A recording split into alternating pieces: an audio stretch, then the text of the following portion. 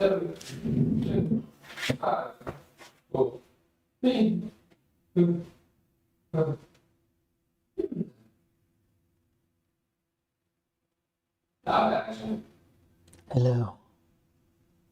Welcome to the form reviews. First and foremost,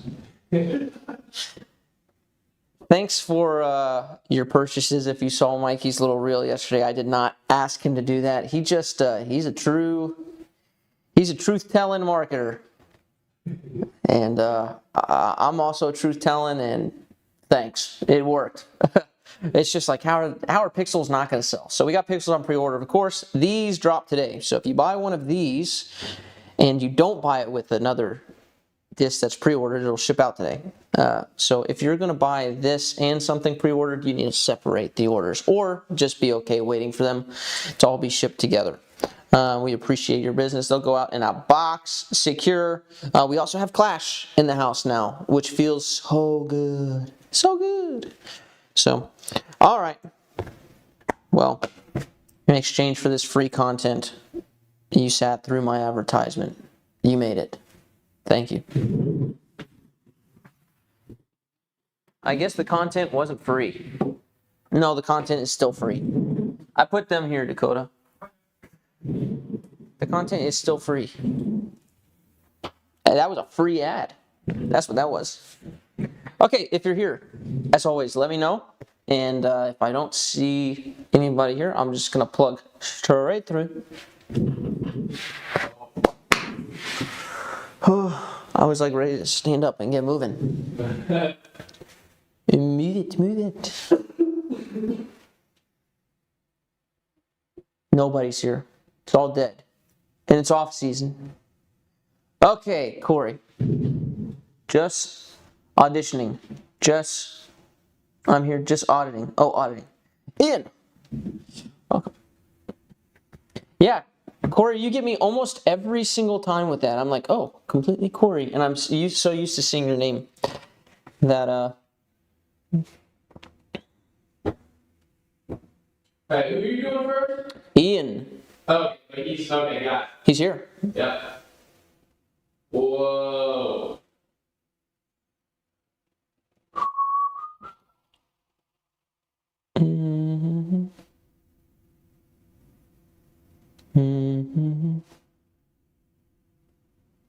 It looks like you're recording. Yeah, you've got some. I mean, this is actually great to see, because you're throwing 65 already, and your form's got a like some work to do. Not like loads and loads and loads of work to do, but you got some room to move up, so that's nice. Yeah, it's good to see 60, 64, almost 65, and to have like not so good nose angle and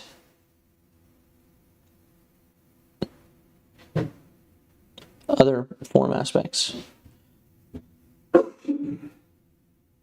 Are you working on anything in particular right now? Like, what are you wanting to work on? Because I could say, okay, let's talk about nose angle, or I could fix, or I can't fix it, you gotta fix it, but I can talk about the form issues. I'm not gonna talk about both though.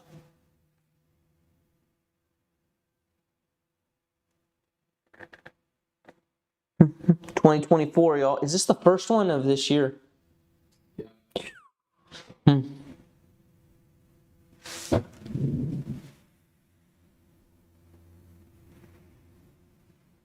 Does a negative launch angle plus a positive nose angle equal air bounce? Any positive nose angle equals air bounce. You can air bounce upward.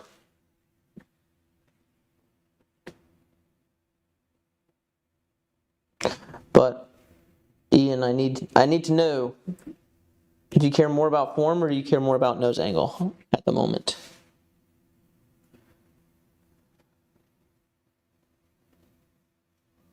Oh, here we go. Obviously, nose angle is very annoying. Yep, didn't expect with my distance to struggle that much with it, but I can get it down some days. So let's do form. Perfect.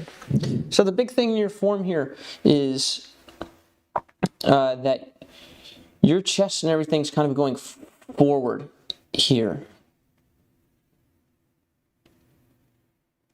You got a little over rotation issue. Too twisty. Hello?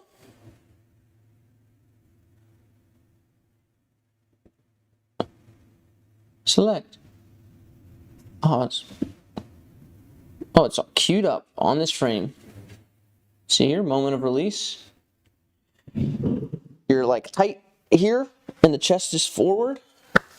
Right? That's mostly about getting to this. Watch Wiggins' eyes, his chest, everything. Look how they're trying to stay back. Right? And he just is able to move his hands. So you've got to work on isolating your right arm move, and that happens all the way back here. Right from here, Wiggins' eyes are back, his chest is back, obviously, because he's coiled, and his hips are even back, right? So when this plant hits, what's the next thing that happens? Right, in your mind, the next thing that happens, and the next thing that basically actually happens, is this, everything at that point stays, except for your lead arm. So you need to get here, and you need to move your hand directly forward while keeping all of this back. Right? There comes a point where it gets harder for me to move my arm by keeping this back, but in the beginning you kind of work it this way. You start back, you learn to isolate the arm, you learn to keep the body totally back. Looks like that.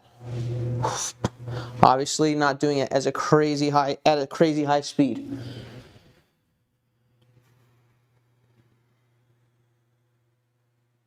Here, boom.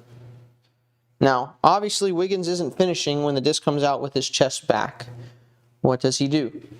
Well, he goes here, and as you move this forward, you're going to feel at some point, so this is step 2 of learning this. You have to go through what I did on step 1 a whole bunch before you get to step 2, right?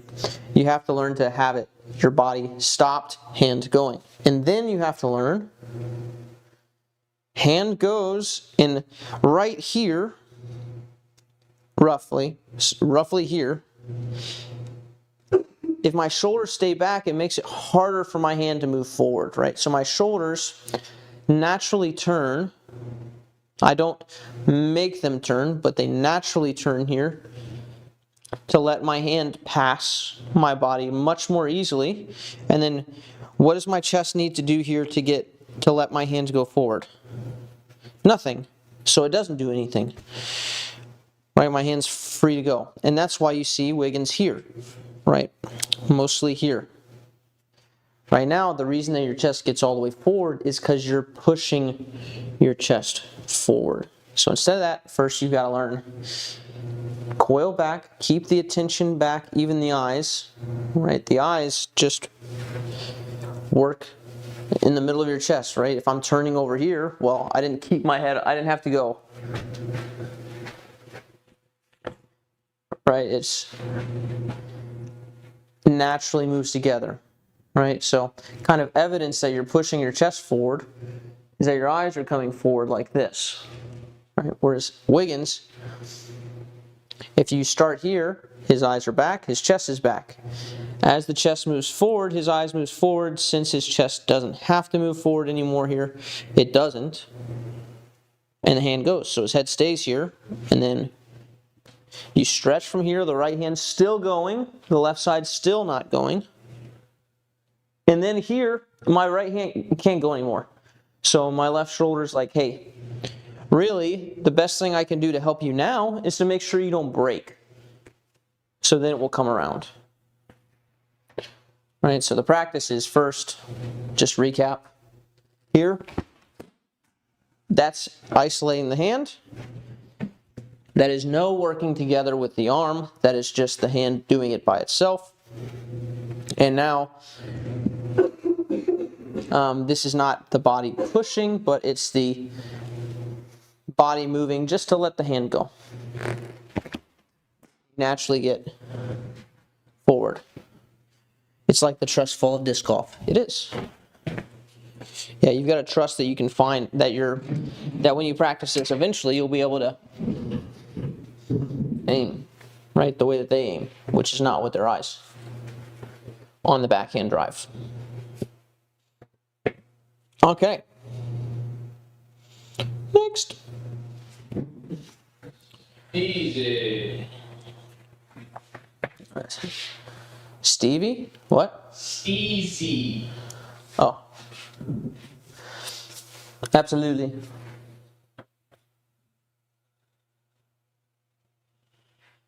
Steezy. A little wheezy.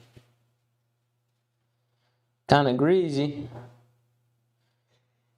Not really.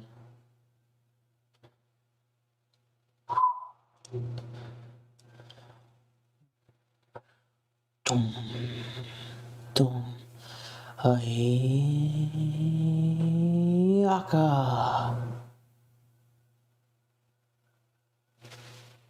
Whee!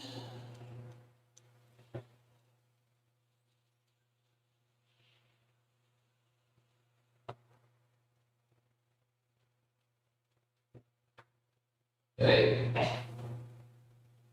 Yeah, pretty decent move.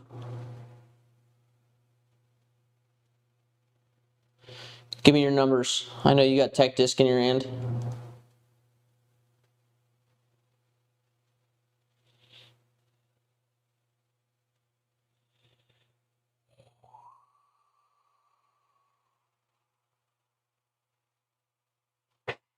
It's 60.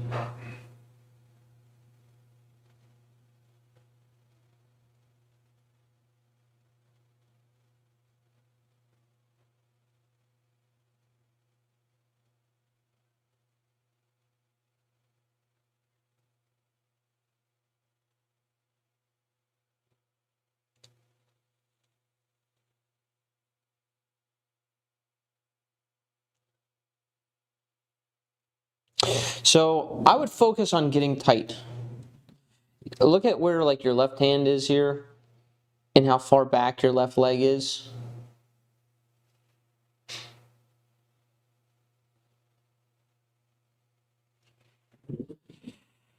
The yeah. So your left hand has weight to it, right? I'm going to image that with this. Right, 60 miles an hour, -4 mostly, nose down, 1250 spin. Yeah, you're throwing 4 hundo, right? So, yeah, 20 degrees of hyzer sounds like a lot of hyzer, but it's You think that's a lot? that's not a lot of hyzer. That's like just a standard amount of hyzer. Yeah, you guys who have tech disc, when you're like, I throw with so much hyzer, it's 15 degrees. It's like, that's not a lot. So, getting into Mikey territory, 35 degrees, that's probably more hyzer than most people throw. Barely. So yeah.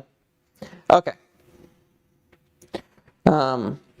So the left arm has weight to it.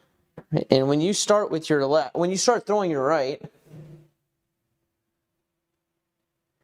look at where your left hangs out. Your left is kind of much slower than your right in the beginning. So we've got this thing moving forward, right? Well, if I tried to throw and I kept this back here, right, and I was out this way, well, that's actually keeping me from throwing quickly here, right? Because now I'm so far back from where I'm throwing. If I wanted to throw really quickly with my right, where would I have this weight? Would I have it back here? Right, would I have it here? Right, this is for everybody at home. So, group answers, put in the chat. Where's the best place for me to hold this weight if I'm throwing something over here? Right, and I want to go quickly.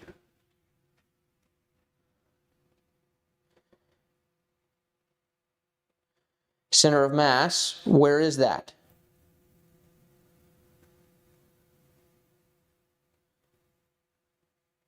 Everyone get your answers in.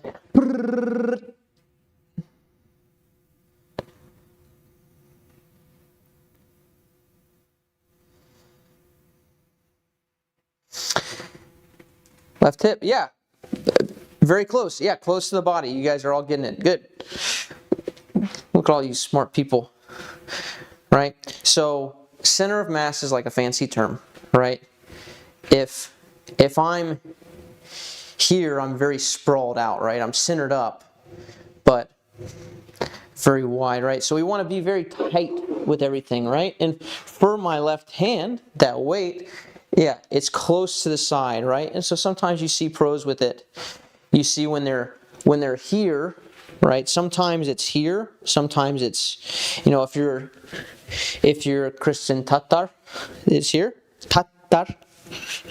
It's here, and then it's, if you're someone else, maybe it's back here, right? But it's always close, right? Because they don't want it to be way back here. I don't want this weight here. It's make harder for me to throw anything over here. So I get that thing as close and as tight as possible, basically. You just want it tight. And now that lets me throw this, and now it doesn't even matter. You could add an extra 30 pounds here, right? But if I added 30 pounds and I had it out here, it's pulling me away from this point, right? So the simple timing here is that you've got to go from here, both hands there, and both arms got to come in together, right? Tight together. Because right now, it's back wide.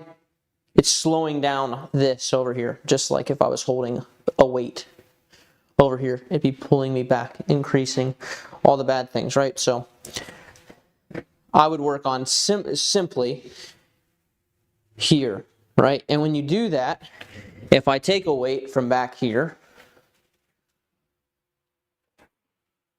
and I pull this left arm in, now my whole body's going to be tighter, right? Instead of here with my left leg like really sprawled back, right? When I pump the brakes on the front, this all is going to move in tight together, and then we hold and stay tight.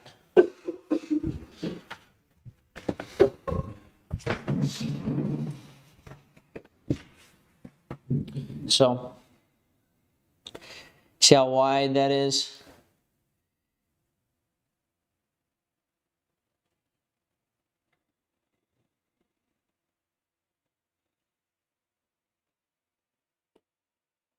Oh yeah.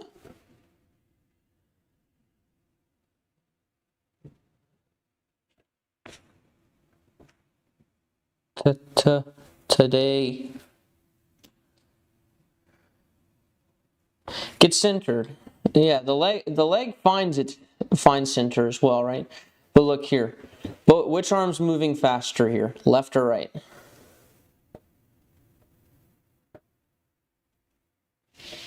Neither. Right? They're both moving. He's wide, and they're both moving to get tight.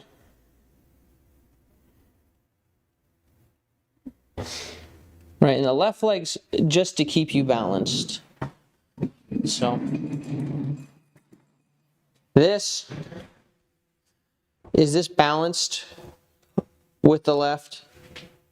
With the left leg here? No, it's trying to pull me back this way, right? If I'm trying to stay behind this leg, it wants to pull me back that way versus being here. And I'm not saying you need to go like squeeze the knees together, but the idea is just balance. It's good to take a weight like this every once in a while, right? And start swinging stuff around. So I'll pin my left here, and I'll start moving this, right? Different places. I'll start bending different angles, right? And let your body work to find balance.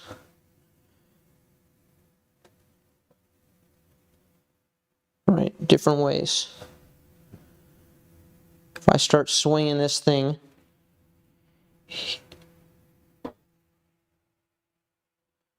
right, switch hands. Trick question?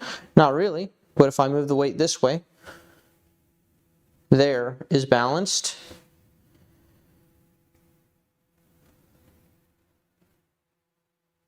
Right, so that's the principle. And the left leg is just moving to balance you and to keep you from opening up. Absolutely.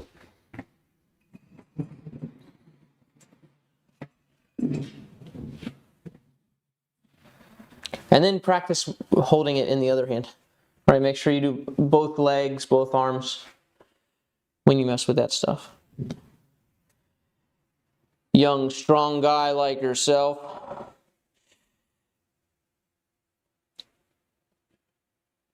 Trying to throw fast. Trying to throw far, probably. Do you know who's next? Yeah. Jono Stevens.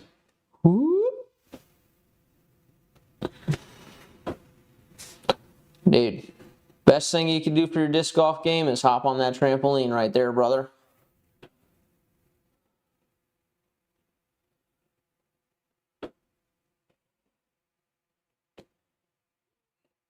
That would be a great warm-up. Imagine that, Mikey. You just jump on trampoline for 10, 15 minutes before you start. That'd be fun. I don't know how good it'd be, but it sure would be fun. I can assess accuracy issues that are caused by form, obviously.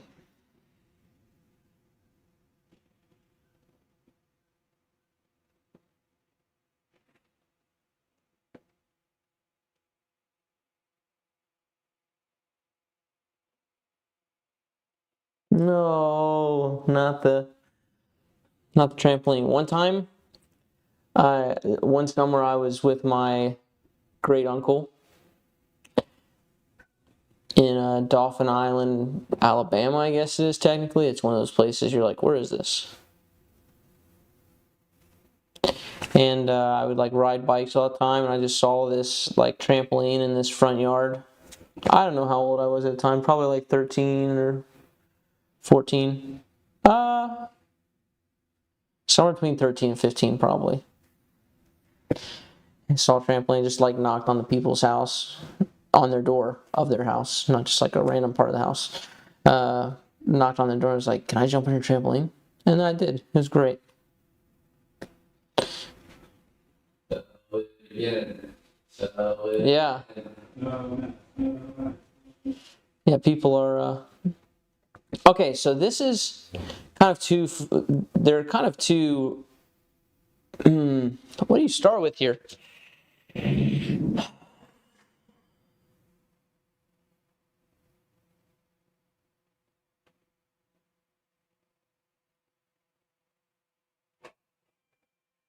Okay, so first thing is you want to learn just to swing your right arm, okay? So a lot of times I'll have people just grab like a stick.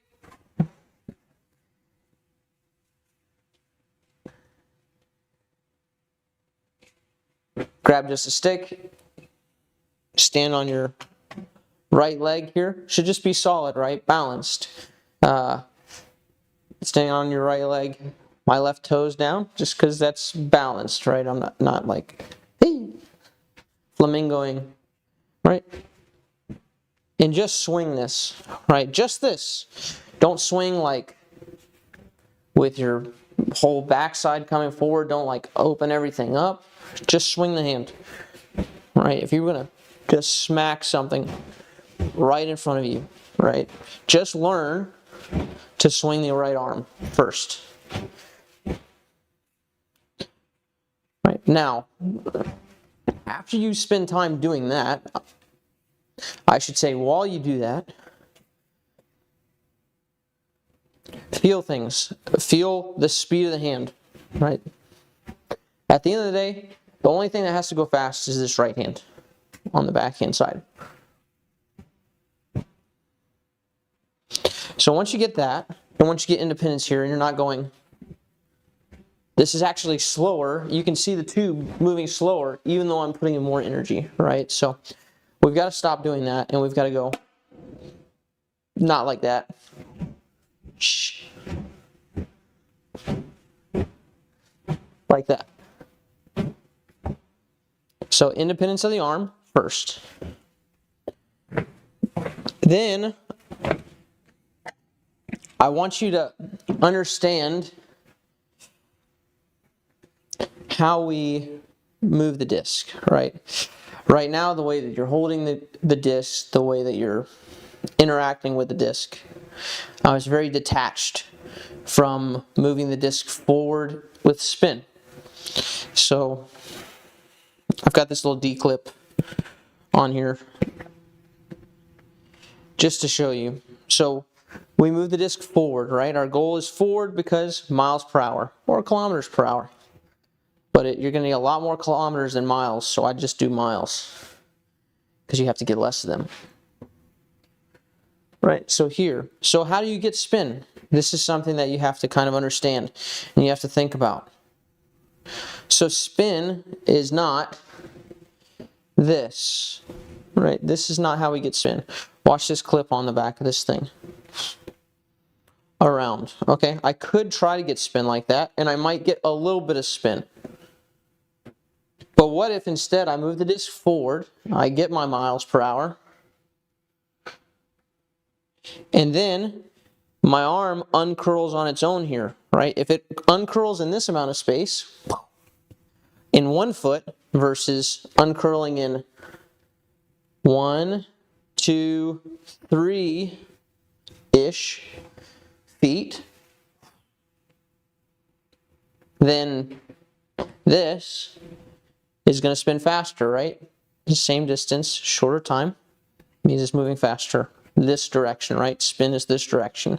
So everything you do with the disc needs to be either to move forward or to spin it. And the way that we get spin is just by moving it forward. And since we hold this side of the disc and our arm curls up here and then uncurls, it naturally wants to tug around at the end out of our grip.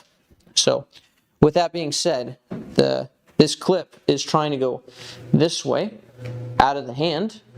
So your grip needs to be secure enough to keep it in your hand as it goes all the way forward. So you might have to experiment with your grip. Might need to be softer, might need to be harder, depending on if it's coming out early, it's too soft. It's coming out late, it's too hard. And so you kind of have to go, okay, too soft, too hard, too soft, too hard, too soft, too hard, and then eventually you get it just right, but you got to kind of bounce back and forth between that. So I would really work on, okay, being here, moving the right hand, and just think, how is this adding spin, right? That eliminates things like this. I wouldn't do this, right? Which direction is this helping? Is it helping forward? No, it's not helping forward, right? Is it helping me get spin, which is this direction? No, it's not, right? So your body's not going to do that. It doesn't want to do that. So as you go through, if you think about those two things, it kind of eliminates some weird positions that you can get in. But yeah, I would practice moving the arm forward, having it go from uncurled, curled, and as you move the disc forward here, keep moving it forward and it's going to uncurl. You should feel that.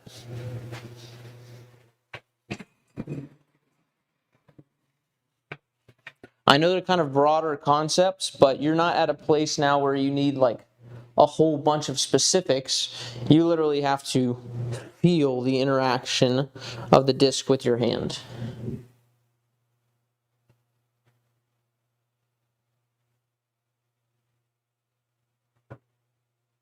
Because you're doing stuff like lifting up your thumb here and you're twisting in a bunch of weird angles and you're like letting go.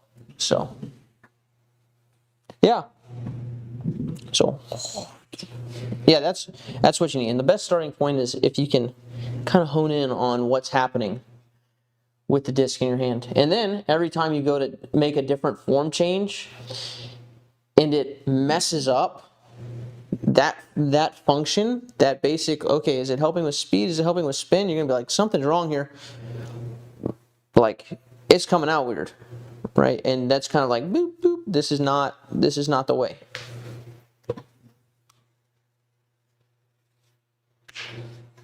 If I'm trying to lean over the disc more and it's only coming out on hyzer, is my posture the problem?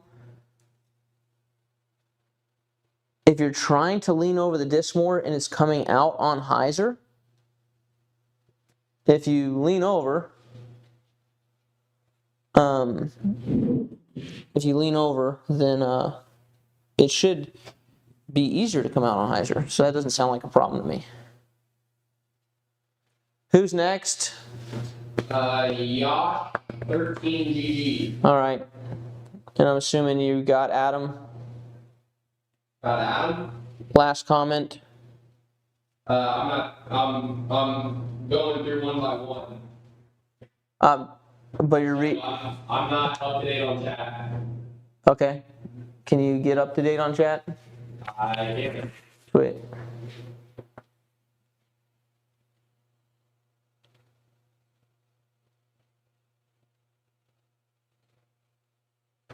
He's just asking for the tech disc link.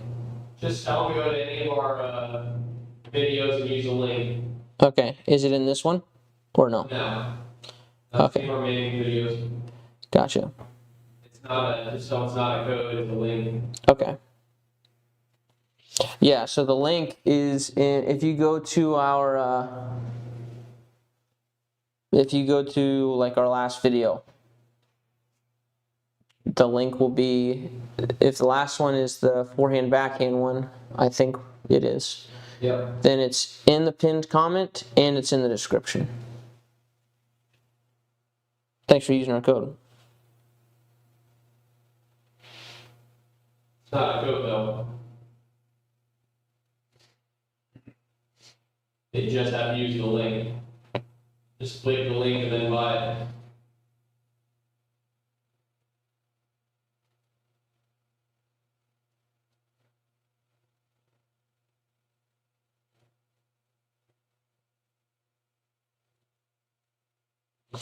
Okay, so first thing I would work on here is I would work on getting the disc curled. See how close your elbow to your body and how your hand's in front of your disc here? You've got essentially this motion going on.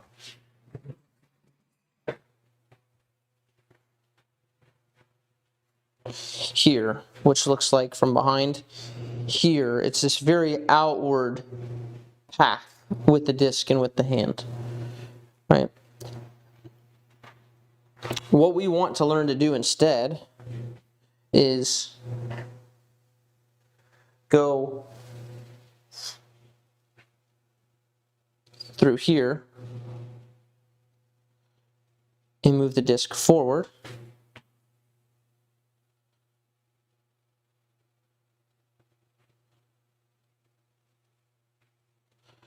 And get curled up here, right? And from here, as I continue to move the disc forward, my arm's going to uncurl, right? And so getting through this curled position, moving forward past it, will create a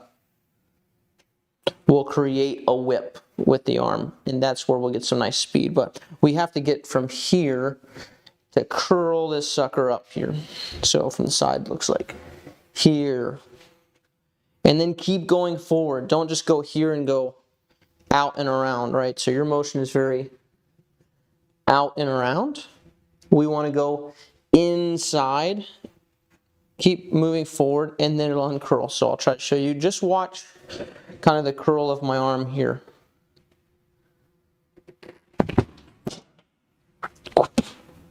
So it has this kind of like inward hand feel. It almost feels like curling this thing in towards the armpit. Here.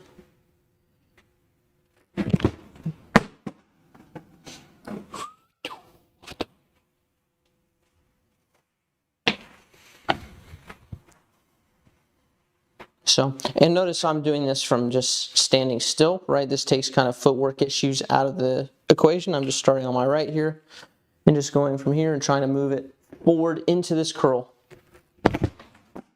and through the curl. I keep saying through because I'm trying to avoid you coming outside with the hand. And make sure that you're gripping the disc, because once we get here, it's going to try to come out of your hand. So you need to grip it hard enough that your hand doesn't open, right? And if the disc comes out, it's because it pries your hand open. Not because you open it. So, another way of saying that is keep your hand kind of towards the back side of the disc and move the disc forward, and you'll get curled. If your hand's over here and the disc stays inside your hand.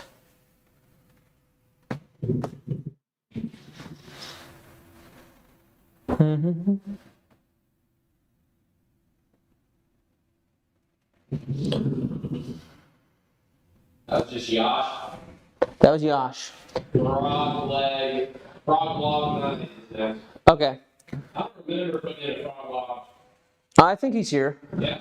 Yeah. Yeah, he is. Okay. Okay, gonna answer some comments real quick. I can't get anything but hyzer when I lean over is the problem. Well, when you can throw good hyzers and hyzer flips, and you're like, I've mastered that, then come talk to me. So. Nice, Mark.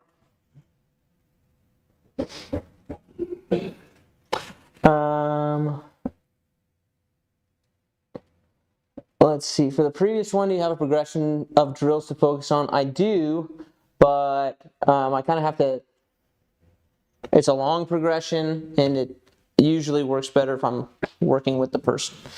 So, are you moving forward in that position with hip movement? No. I'm moving forward in that position with arm movements on a full throw.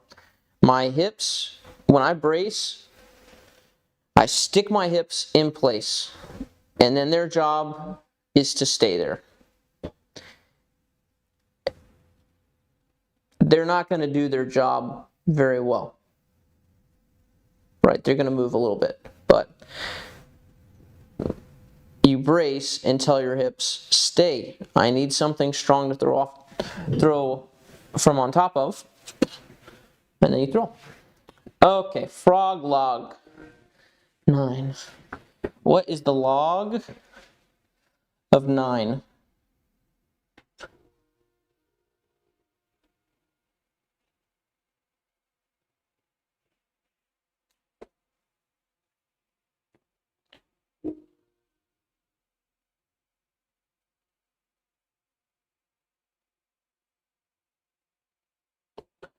You didn't have to stoop so low.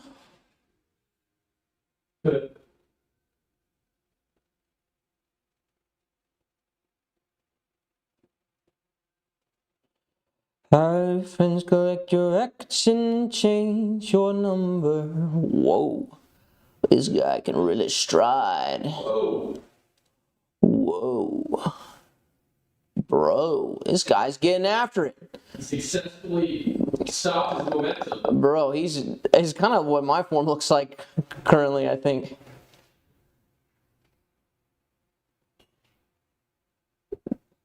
Yeah, this man said, I'm bracing. That's my indoor, I am bracing form. Dang, dog. Little crush.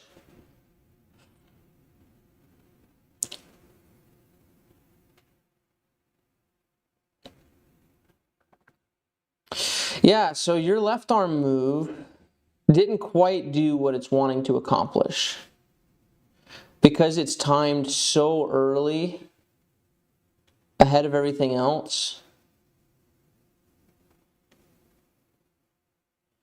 Right, when it's back, it ends up just coming around now anyways.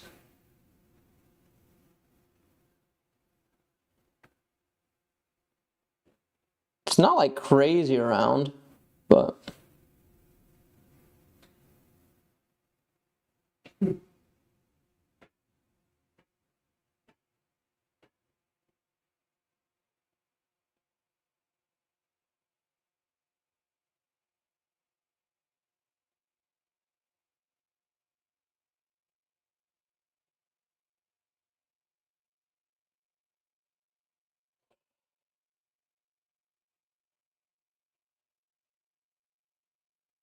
Didn't have to cut me off. Have friends collect your records and change your number. So notice here that the off arm goes forward with the right arm, and its goal is to keep the shoulders back, basically. It's to keep them from moving too far forward.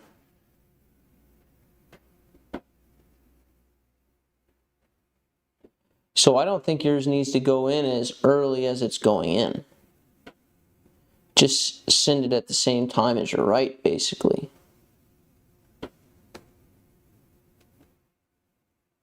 Pew.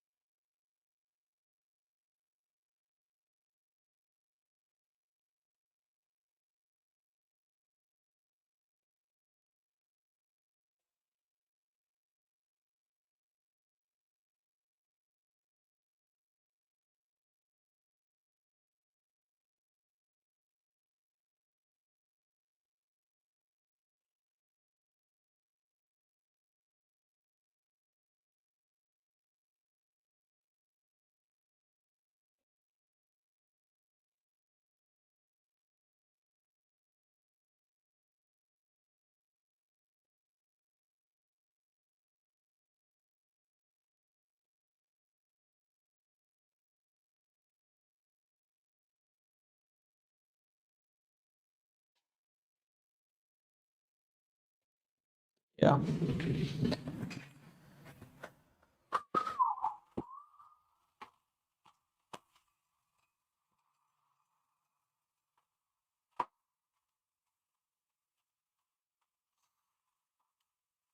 Yeah, when you go here, don't go send it back and then send this, because by the time you start to send this, well,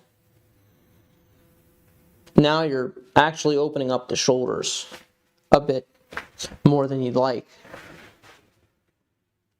So here, it's fine that you pin it behind you, totally fine, but together here,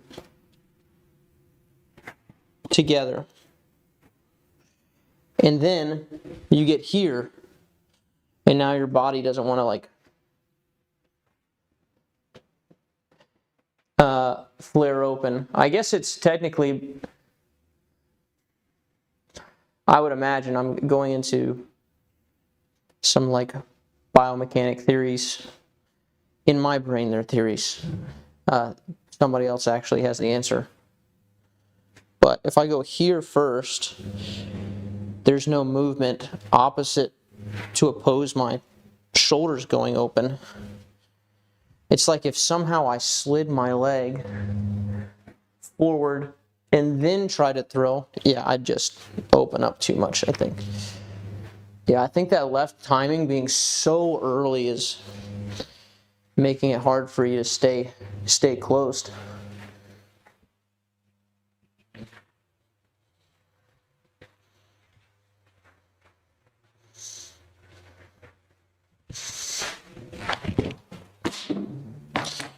That's what you're doing.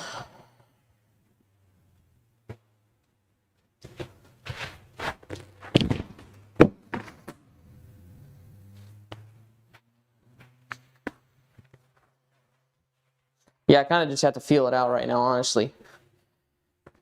But the only thing that looks weird to me in your form, other than the fact that you're not falling through very much, which It's understandable when you're trying to get everything out of a brace. Right, and it's definitely not unseen with long throwers.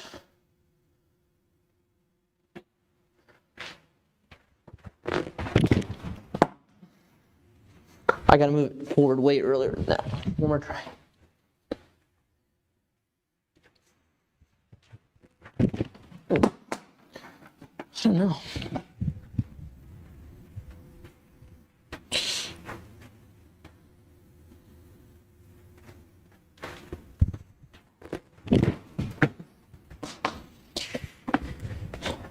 Yeah, it's not like it feels like the worst thing in the world.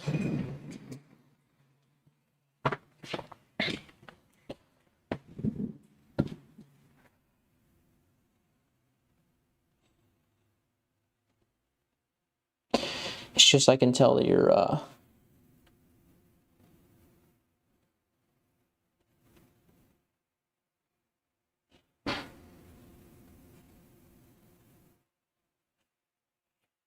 Is it gonna change? Pretty sure.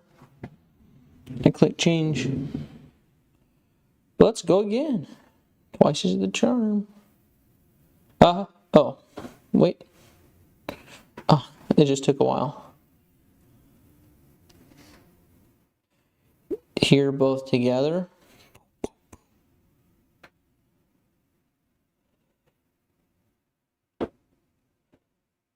Because right now your left knee is behind your right knee. It starts twisting open. Yeah, I mean, at the very least, you need to focus on staying more. Once your hips hit, at the very most, I think this left arm timing could be causing it. I'm honestly not 100% sure. It just looks weird to me. Like I don't see people send it this early behind them and then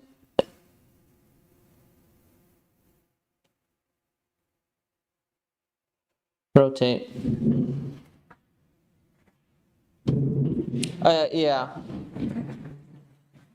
So like the difference between what you need now is you need basically, I can say for sure that when you hit, you need your hips not to open up so quick, right? So your hips have to stay. Here, they have to stay better. Here. Before flying open. Once you start flying open with the hips, you're decelerating basically.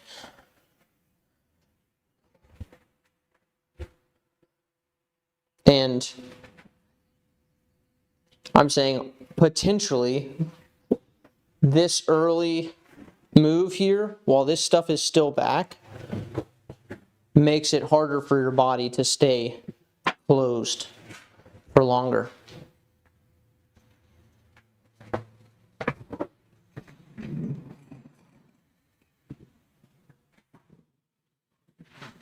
So I'm saying mess with the left arm. Coming in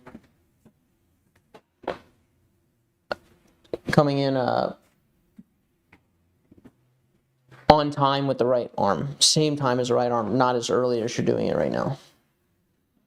Yeah, message me in Discord because I'm going to talk to a buddy of mine about it.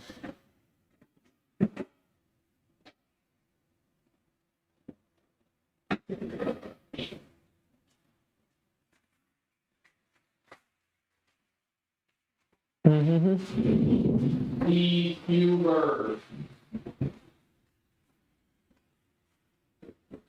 Steve.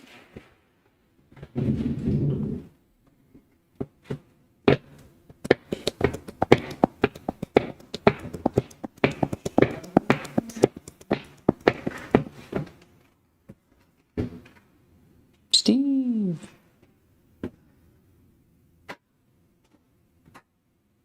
Steve is very outdoorsy,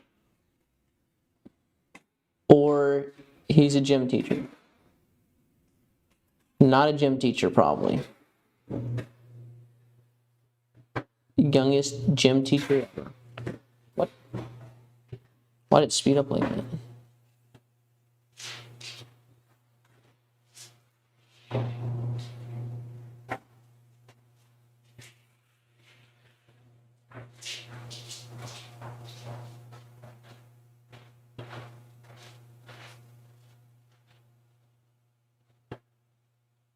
catch it.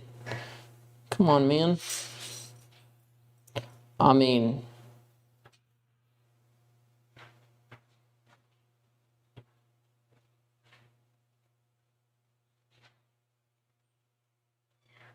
you probably have decent speed. The first thing that I would work on is, like, why are you in this position with your disc? That's the first thing I would work on.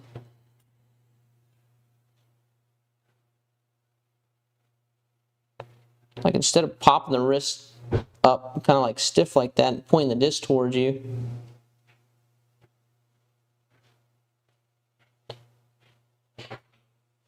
or I think you're generating. Whoa, that was an accident. I was trying to zoom out.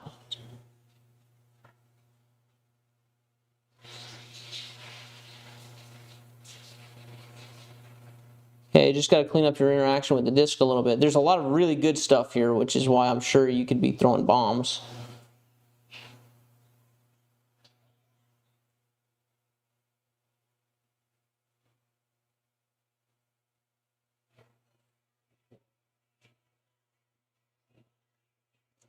But your interaction with the disc isn't good.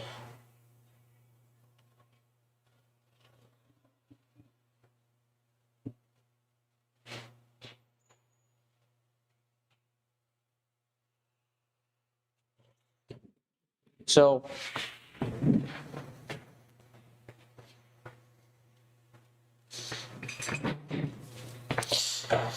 yeah, I think it's good to think about the goal here is basically forward quickly is a goal for speed, and spin is a goal.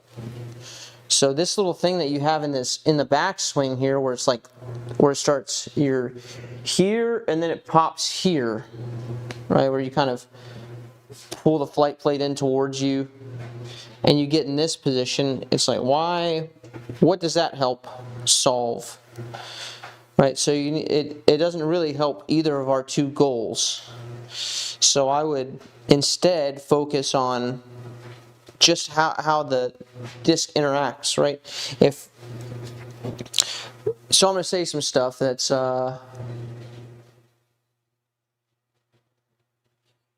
like things that you should think about.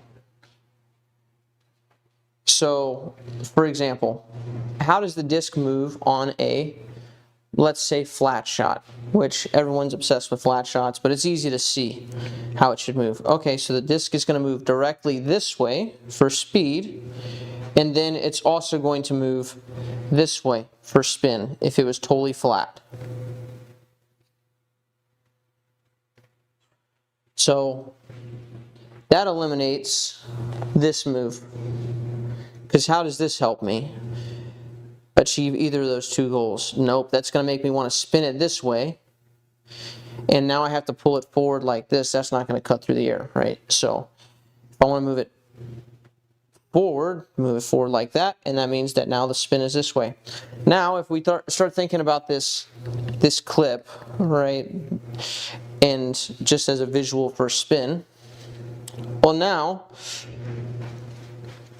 if I say I want to throw with hyzer, what does hyzer look like? So hyzer looks forward, right? Forward this way still, so still a forward move, and then it's going to spin like this, right? That's hyzer. It's not going to spin this way and be hyzer. It's going to spin like this. Okay, so if I'm going to move it forward like this and it's going to spin on hyzer, now I have to be kind of in this position. Well, that means my elbow is naturally going to be a little higher. The curl is going to be in like this, right? That eliminates any kind of move like this on the back swing, for example, where I flare up. So I can't do the same thing there, because how does that help me? Right? And I'm not talking about people briefcasing and like, I can still get to that same point, right? At the end of the day, it's about being here at this moment. And you can get in there from a bunch of different ways, but like when you get to your hit point, it's not clean. It's not just forward here and it pivoting around this way because your hand's not set up correctly, your elbow's not set up correctly, your like bend is not correct for where you're throwing, right? And I'm just listing these things off. I'm not saying that this is every like time that you do this. It's just our curl, if I'm trying to throw flat, is here. Our curl, if I'm trying to throw hyzer, is here. Right? Anhyzer, the curl is going to have to be here. And then you take that back through the rest of the throw. So I'm throwing Anhyzer, thinking in light of throwing it this way, well now it's just going to be back here. Right? There's a big Anhyzer. Right, hyzer.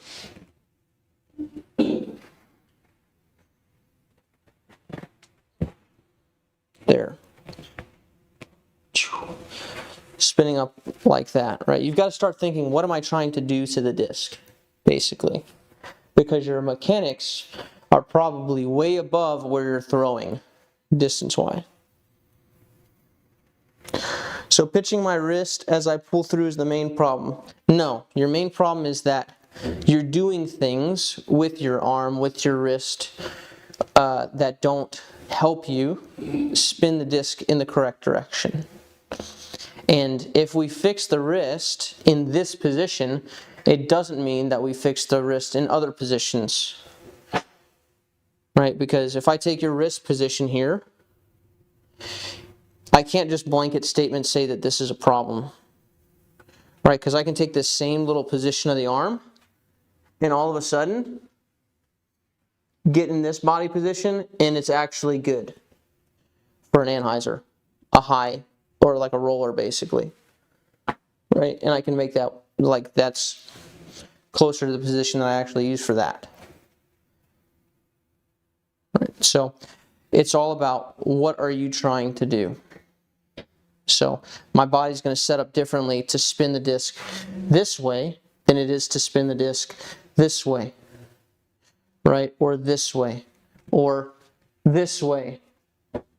Right? There's a lot of, if I'm trying to throw straight up into the ceiling here, now all of a sudden this as a backswing makes sense if I have to throw directly up over something for whatever reason.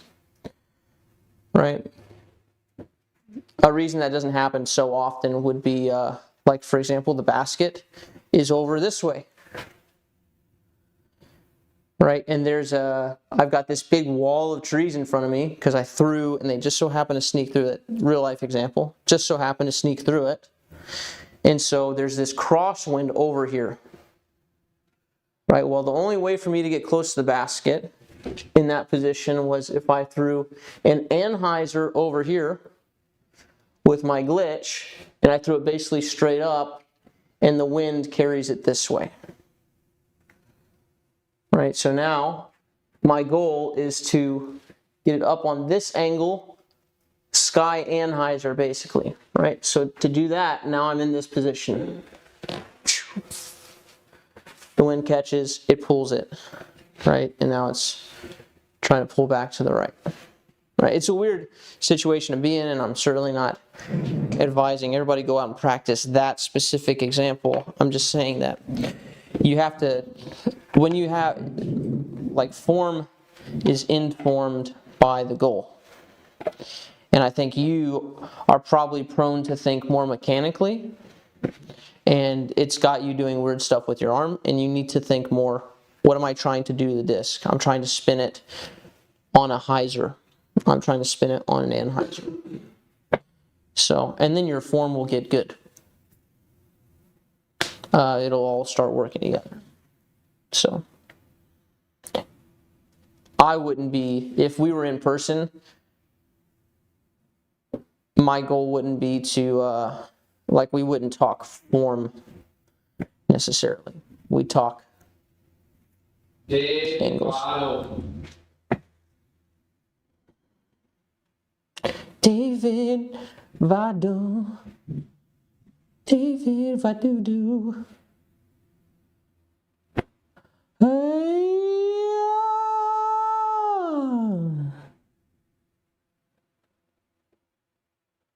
all those chickens.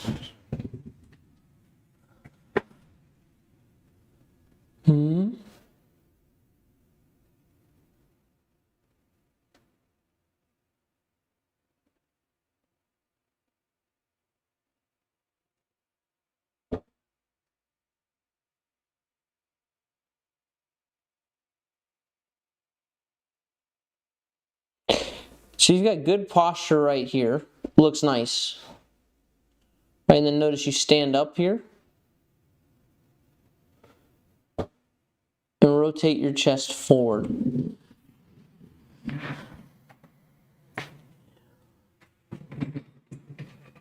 IBM. This is IBM apparently.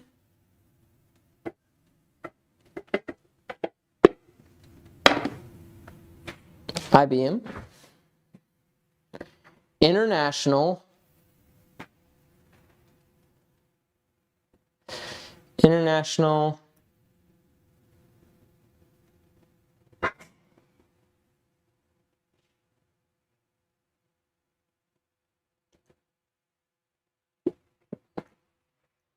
big man, yeah. Okay, so you have this beautiful posture here. Stay in it, right? There's nothing that happens between here and your follow through, like until after the disc is gone, that makes you change posture. So if you get here and you've got this nice posture, you're over the shot, stay here. Because all that's going to happen is we're going to go boom and plant. And this plant says you're staying here. That's the goal of the plant, is to maintain where our body's at. So we go. Now from here, what you're doing is you're going here and standing up.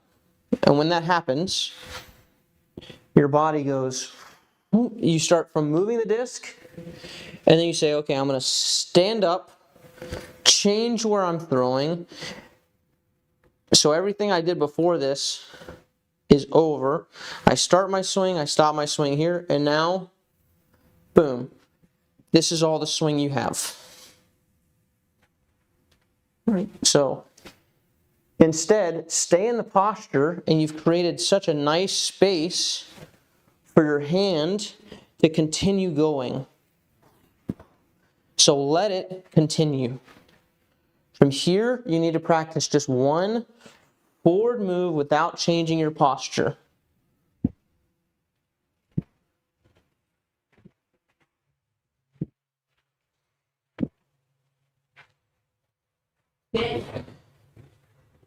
Simply said, hopefully simply done, but stay over it, practice moving your hand past the body so you can make use of all of this swing and not have two swings, not have swing one, swing two.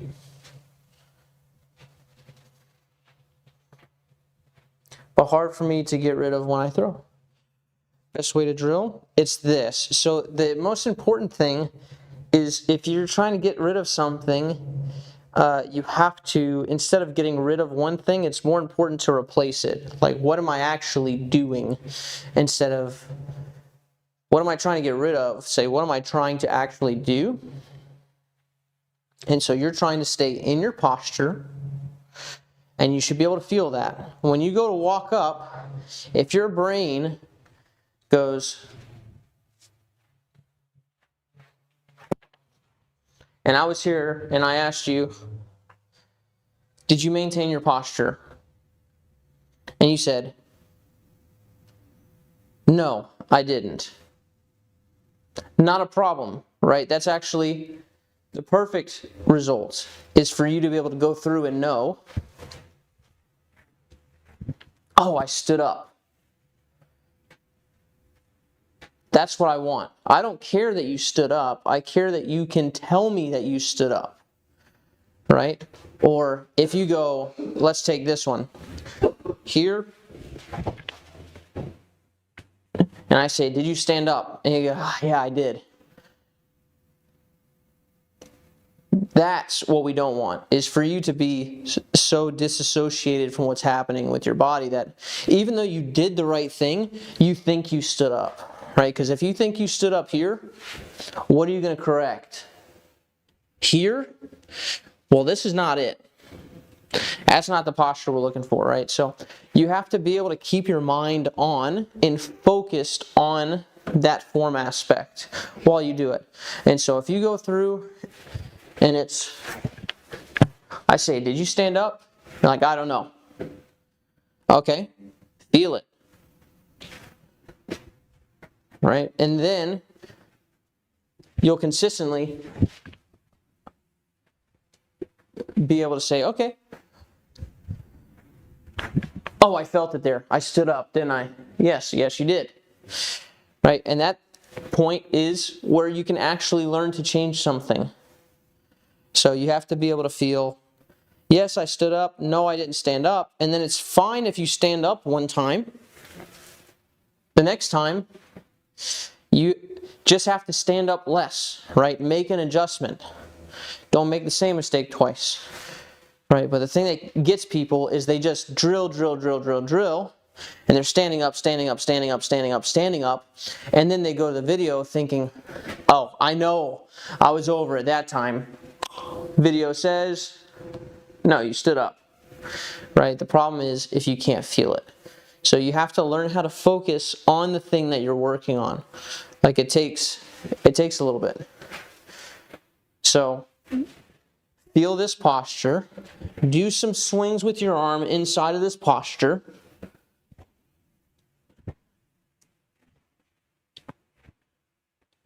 And feel, what does that feel like? Learn to focus on that piece of your posture, of your swing. Okay, that's what over it feels like. That's what over it feels like, okay? Shoot, stood up. Over it, that's what it feels like. That was better. That was better. Yes, it was better. Right? That's usually how it goes. And that means, okay, that person, they've got a shot of changing it because now they're aware of it. They can focus on it. They can feel it. They can feel when it's standing up. They can feel when it's bent over. Right? And then we say, and the good thing about that is when we start throwing like rollers that you want to get down quick, it's like, they're like trying to throw a roller. They're like this. And it's like, okay, you actually want to be stood up there. Where you stood up, it's like, no, I was totally over it. Now you can learn a different shot and you can affect this piece the way you want to affect it. So it's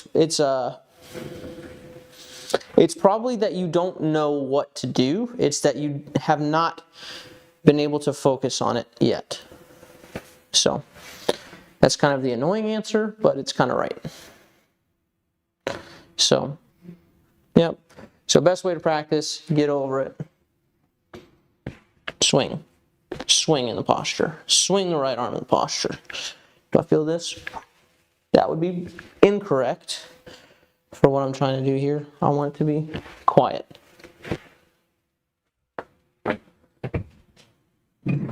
Correct. Good retriever.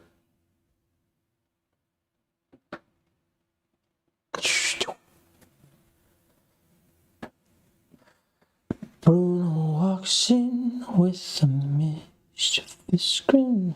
Thunder. You telling the story, oh my. I'm sorry, mi vida, go on. Bruno says it looks like rain.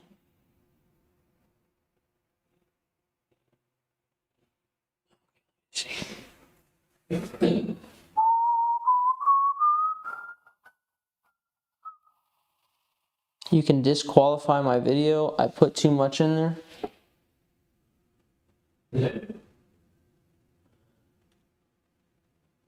Is this a... You know...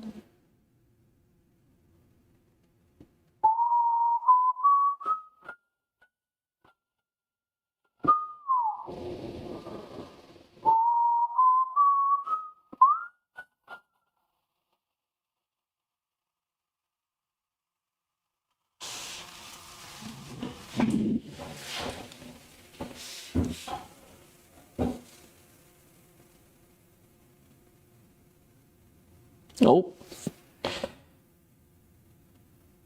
The old on forms are struggling. Oh, you can have more than just one on side view. It's fine. I mean, I probably just won't look at all the views.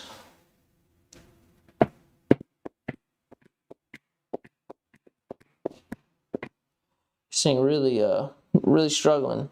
Anytime we get in on this setup, it's like maybe the iPad's just having to over focus.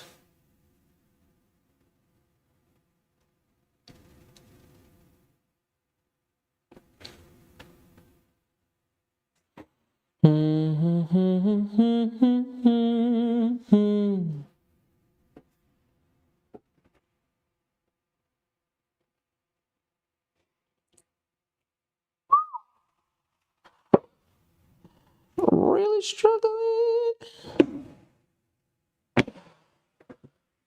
Bruno says it looks like rain.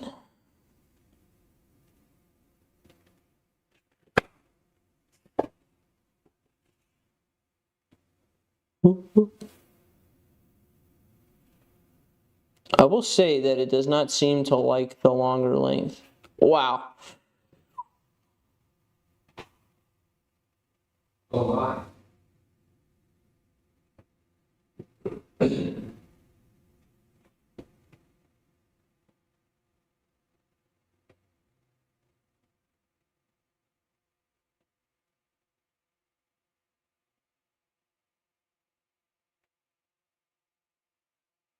He really doesn't like that.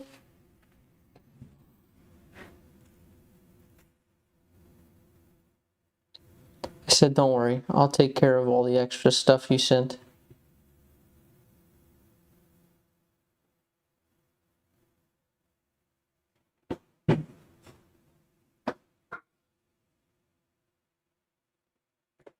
It's just gonna keep going, I guess. Do I try to stop it? Dang. This is curse. What?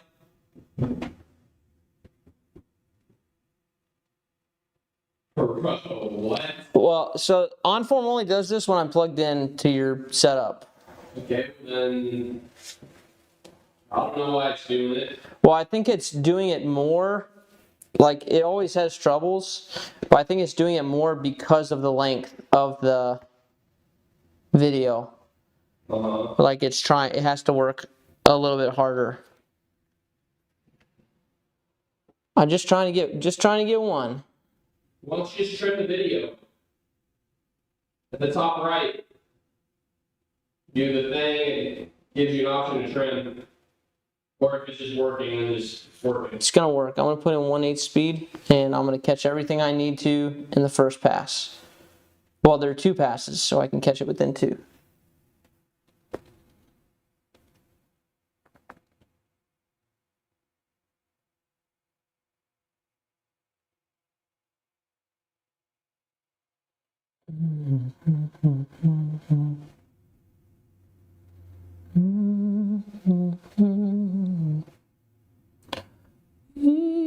Don't talk about Bruno.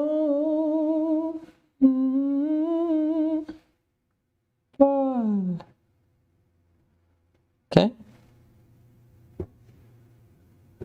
It was my wedding day, and there wasn't a cloud in the sky. Bum bum bum bum bum bum.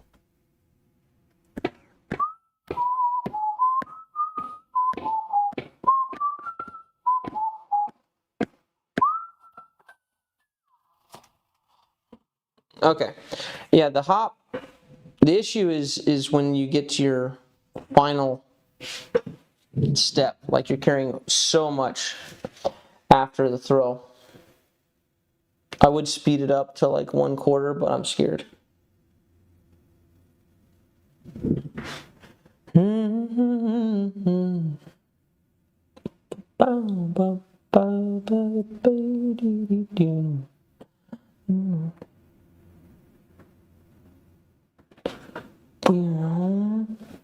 Ka-dong, ka-dong, ka-dong.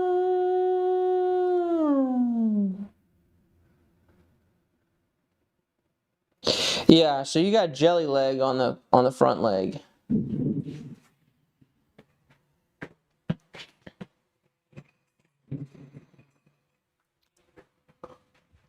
So this leg needs to stop you, right? This leg gets super solid. And right now, with all the momentum that you're bringing in, you just end up going and like straight through the leg. You need to, whatever momentum you have, this right here needs to stop your momentum. Right? It'd almost be better for you if you just got real wide here and then through.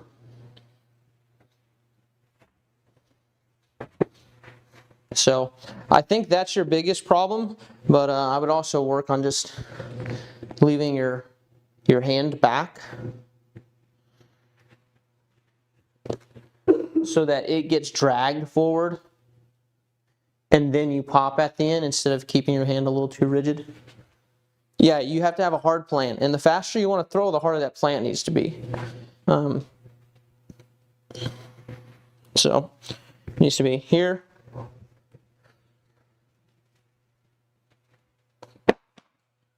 Not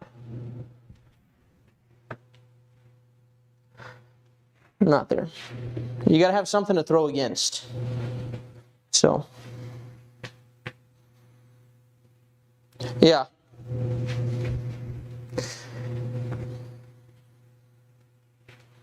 Yeah, there's a lot of people who probably won't be able to plant on backhand because of like knee problems. But yeah. How do I plant but also follow through? Well, you have to plant and throw first, and then you can follow through if there's something left over.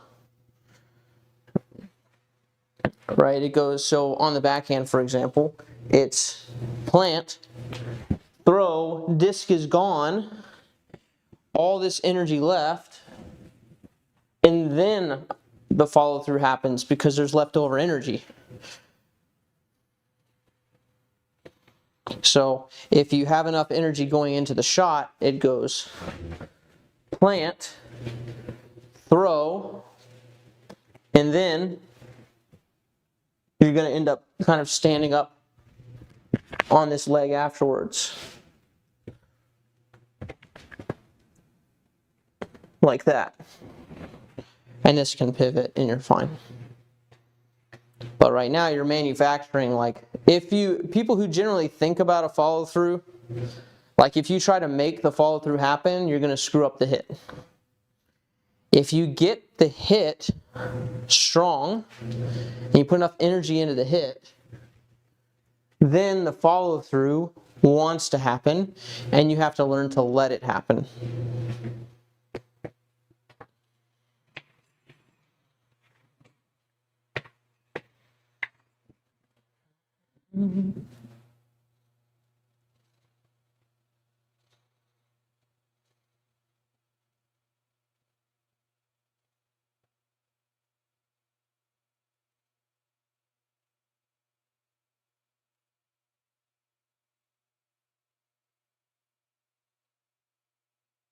Stomp, calf jiggle, because the stomp was so solid.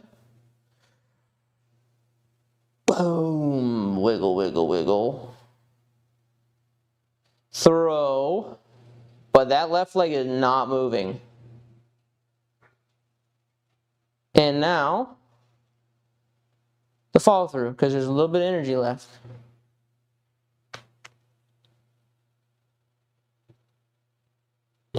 form reviews. Who's next, Mikey? Review. Ripper review. Mesa Ledoux. No, Ripper Magoo. Oh, Micker Cadu. Okay, careful. Ripper Magoo. Rippa my shoe. But I think Macaletto is also here. He just didn't ever announce himself like everyone else does. First time.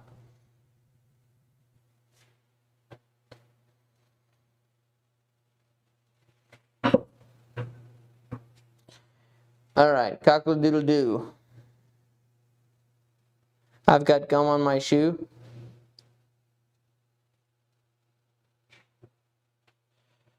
Oh, you're on 1/8 speed still. I was like, what is happening here?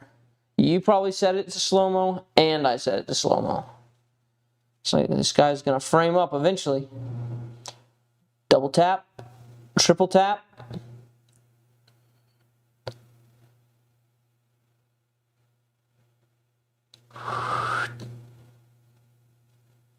I'm very curious how he's going to get to this T-pad from where he's at. Okay, he's just planting behind the disc. Letting me see. Cockle-doodle-doo.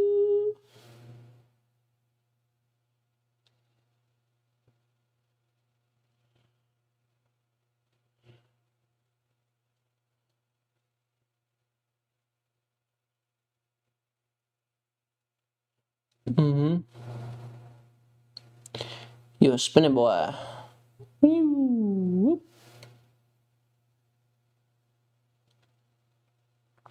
So from here, watch the backside twist, like the knee, the shoulder. Twist. And everything's just spinning around and then forward. It's all very wide and very spinny. Boom, and then we get to this point.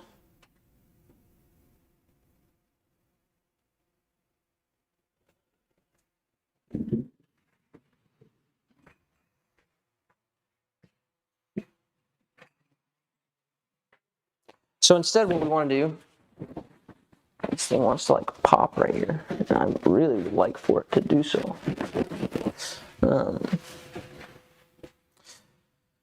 So from back here, what happens next?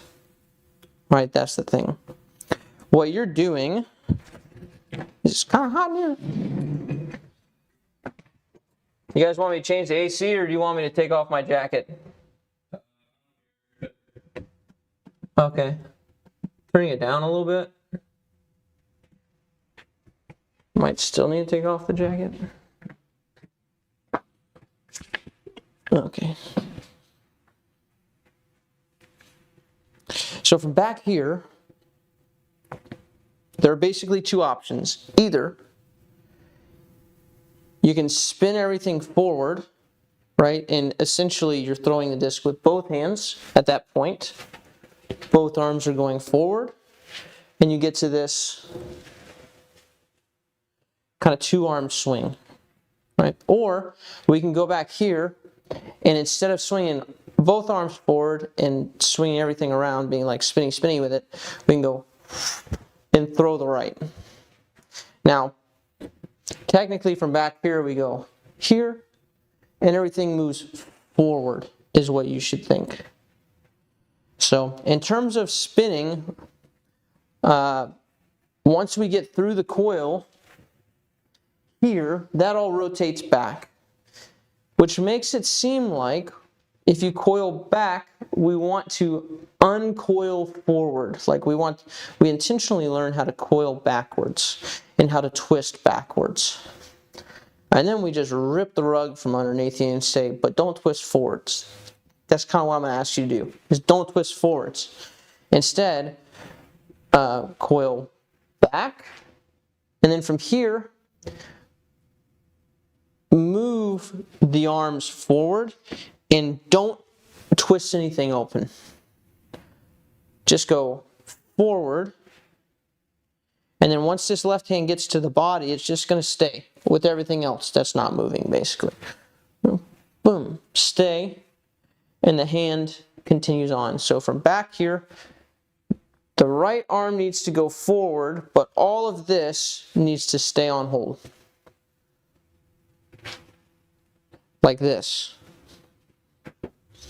It's very much arm driven. Right. Yes, like the Evan Scott video.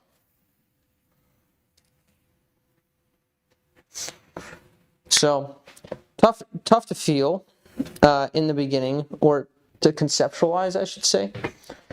But one of my favorite things for this is just to take something sticky, being not of a adhesive substance, but a stick-like object. Yeah. And just learn to swing this here. And just experiment. Feel a little bit. Okay, what happens if I go from back here and just do like Josh is telling me now, and I just swing.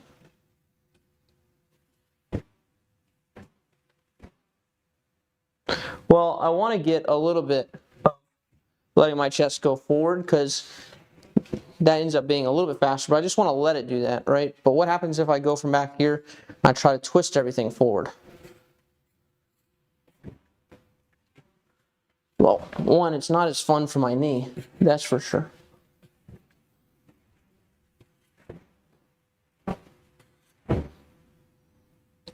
Yeah. Don't tell Mikey, but I already did once. I'll choke up. Right, you'll feel that this is not as fast. It's just going. You just can't move it as fast as if everything's going together. So.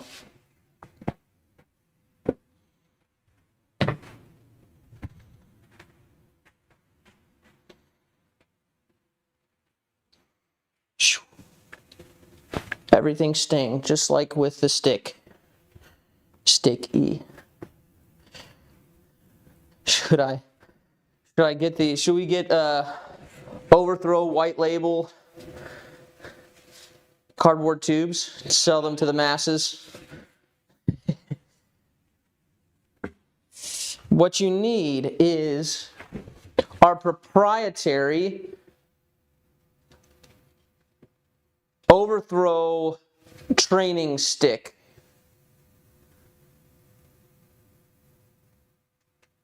We're gonna make a killing. The training stick. But we gotta call it something else instead of a training stick. Sounds too accurate. Not hypey enough.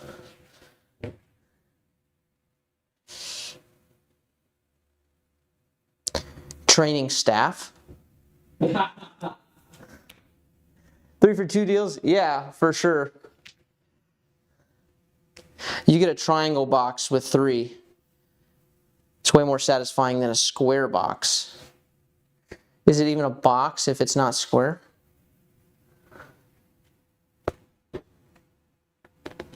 So yeah, just learning that. And here, when you go with this, which I don't recommend doing in confined spaces because we don't have that rip out ability.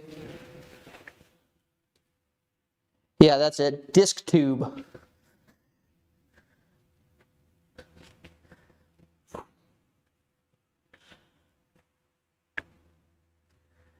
So you can feel it here after you go from the stick, and then eventually you want to try to maintain that same feel here with the arm. Boom, trying to keep everything. It's very simple conceptually, but flight tube, that's it. Yeah. Yeah, you saw from the other guy that has the same issue, that it was going to be that way. tech tube connects to your phone with stats. The next person to do things the normal way is Jay Tada. And then Mace Ledoux is just hanging around. Okay, but he's been on here for a while, right? He has. Still hasn't said anything. Macy Ledo, you are here, correct?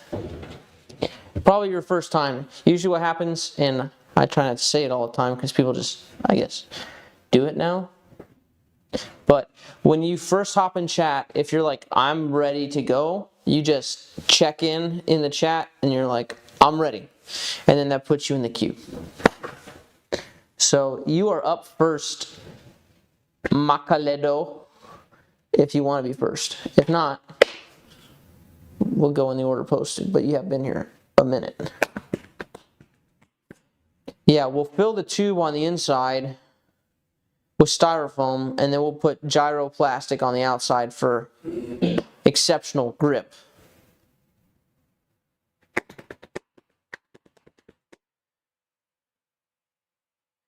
He can swing the baguette instead. Very funny. You just call it the baguette.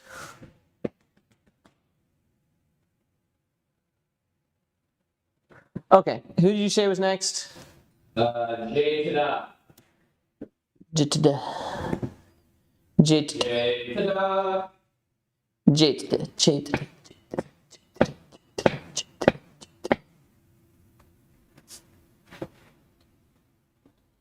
The cones. The cones of glory.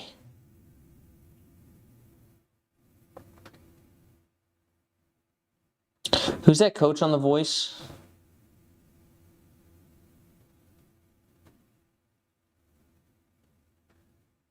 Whoa, bro, your ankle. It's not worth it.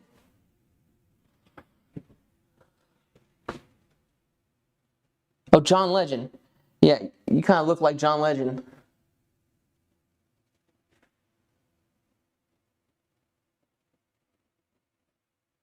I think it's mostly the facial hair, though.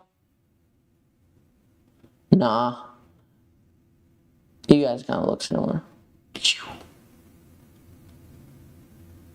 Bro, please tell me your foot's like normal in your shoe.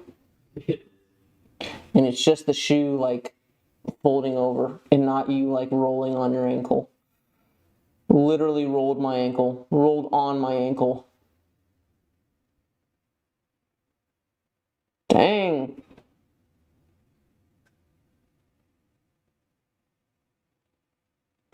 Nah, bro, he's standing on his ankle. No, he's not. He's not.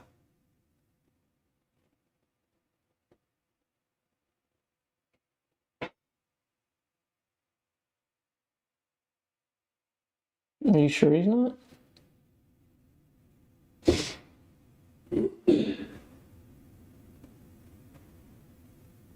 Are you sure he's not? Shut up. He's not. You tell us right now, Jtada. You tell us right now, John Legend.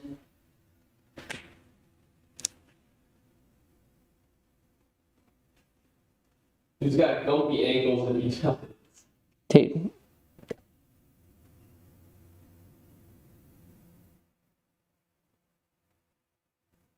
Okay, I gotta stop looking at that. Unless that's what he's actually doing. But look at his elbow too. This guy might be super gummy. I mean, I can't disagree with that.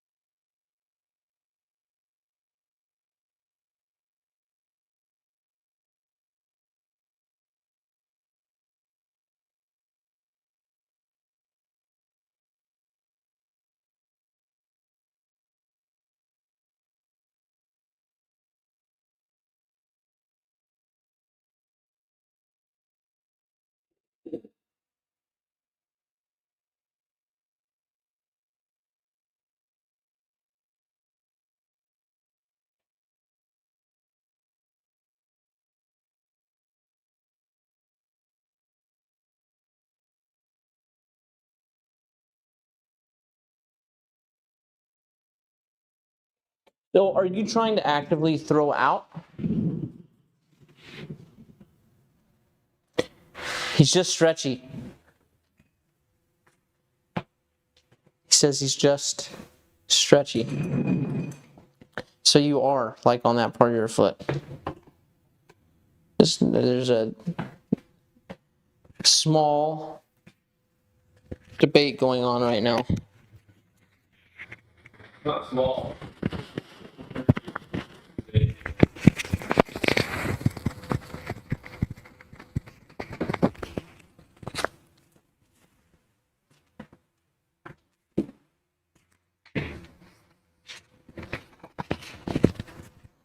Okay, here we go. Yeah.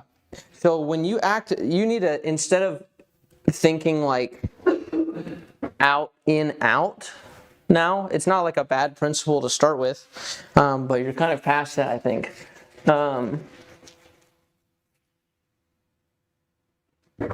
So, one, if you actually are like on your ankle, you should probably not be rolling that way. But yeah, instead of going out, in, out, right? These are all changes of directions. Out, in, out. And it's causing, when you actively go out at the end, in order to avoid just throwing it straight left, your body goes, let me turn a little bit here more than I need to. Right? And you're trying to brace like super hard, right? Well, when your body starts twisting forward, it's the opposite of bracing. Basically, because a brace is this way, right? Not this way. So because you're trying to actively throw out now, your body goes here, it's planted, and then you get about here, which is a great position. You've got a nice position here, and then you go and open up, and so your foot's trying to open up and your left hip's trying to come around early. So instead of throwing out at the end there, you need to throw through. So get here, and instead of going out, in, out, you need to go back and forward. And you've got to work on this move from here. Instead of going around, you've got to continue going through. And you've got to let your hand uncurl, and you've got to let the out happen as a byproduct of going forward. So here, you've got to eliminate this move by replacing it with here. Right? And my hand has no choice really but to go out because my elbow can't go any further, right? So I keep trying to move the disc forward from here. Well, if I lock my elbow in place, I can't move it forward. Right? But if I let my elbow move free, now it kind of clears out of the way from my hand, and my hand takes over. Yeah. So if you try to go here, you're going to rotate forward, making it harder to brace. And if you're really trying to brace, that's probably going to roll over onto your ankle. If you're like dead set on bracing and dead set on rotating forward and throwing out.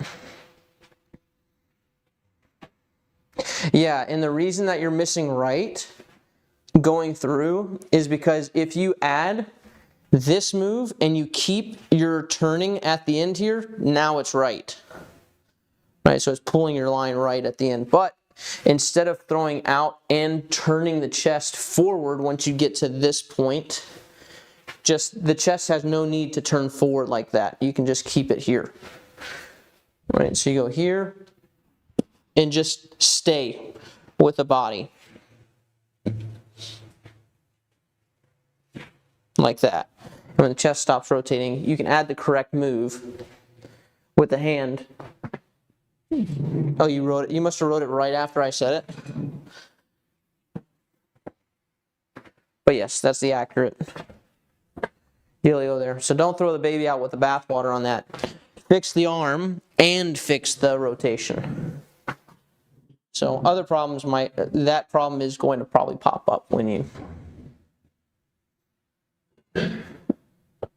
try to fix the out problem. The over rotation will still be present when you fix the arm. It's going to be present until you fix the rotation. Sweet. And did you ever answer? Like, are you actually on your ankle?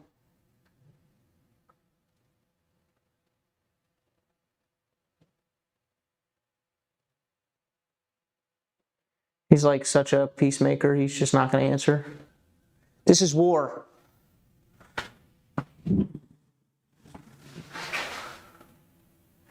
He is on his ankle.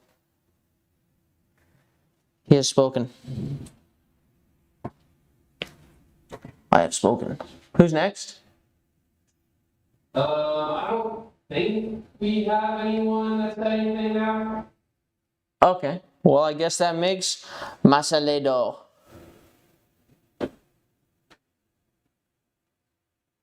Oh, Jordan Colasanti. Wait, what? Oh, Dino 16.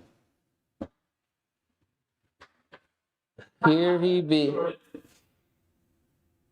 Typing hard. M1. It's me. Oh.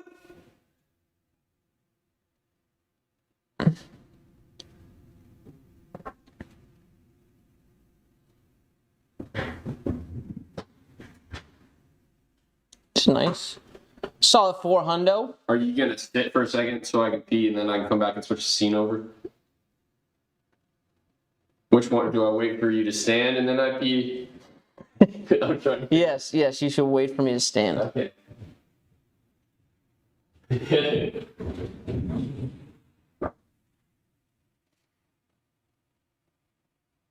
So tell me this, are you actively trying to pop your right hip back?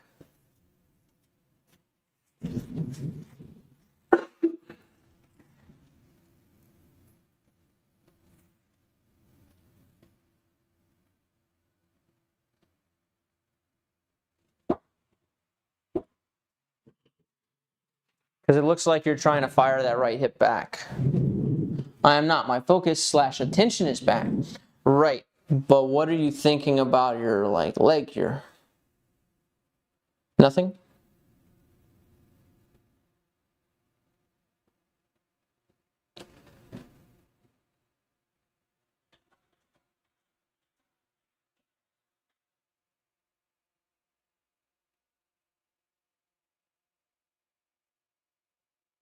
Okay, cool.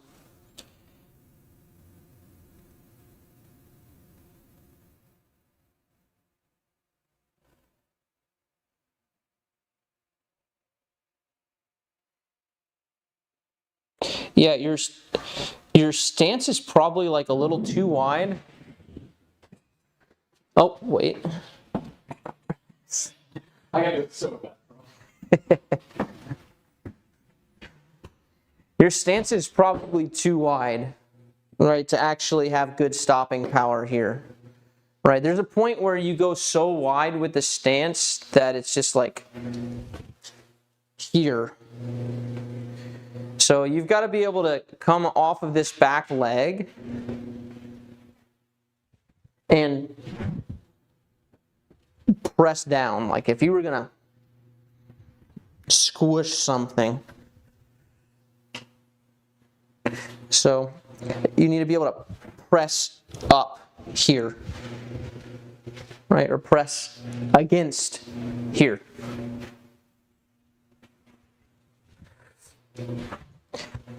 Yeah, and if you weren't as wide, you might fall forward. That just means that you need to press better. But right now, you're not able to. Oh,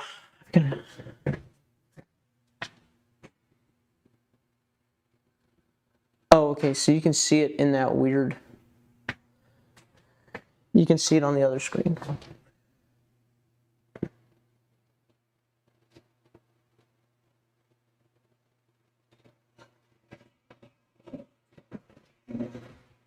Because your body's still going like forward here and still leaking and trying to turn.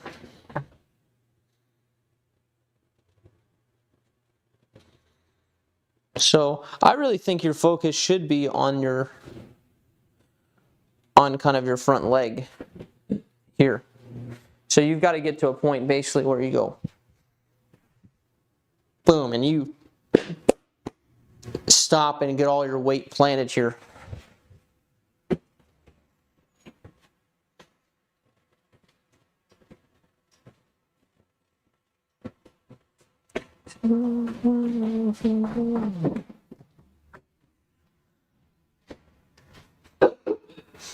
Yeah, it's kind of down, kind of forward, but you're getting into this position, right? Kind of here, where you're kind of walled out. Like, sure, you're stopping, but you're not actually generating a lot of force here.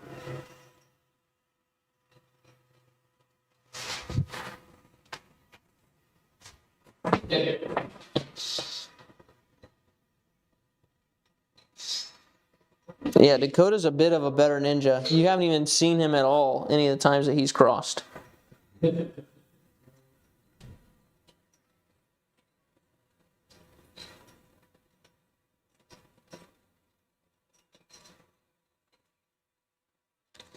Yeah, it's just not keeping you in place quite enough. So once we get here, our goal is to go boom and set the hips here. So if you want to think about hips or you want to think about pelvis or whatever, you basically want it to stay here. Here. Get it to stay here and throw. And when you go to throw, it's going to move. Right? But your goal is to keep these suckers in place.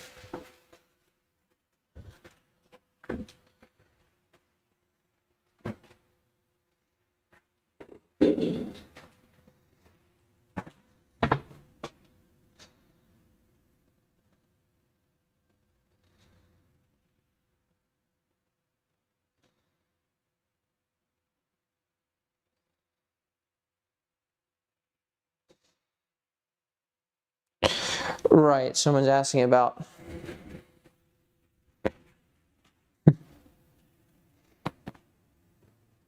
Is it fair to say that his weight is centered instead of following his individual legs? Yeah, you could say that he's not getting off the back leg like sufficiently, right? The goal is, the goal is to set a good foundation, right? If I'm trying to get this cemented into the ground as much as possible, right? This little speed isn't going to cement it. I can lean on it with my weight, right? And that's another level of trying to dig it further and further into the ground, right?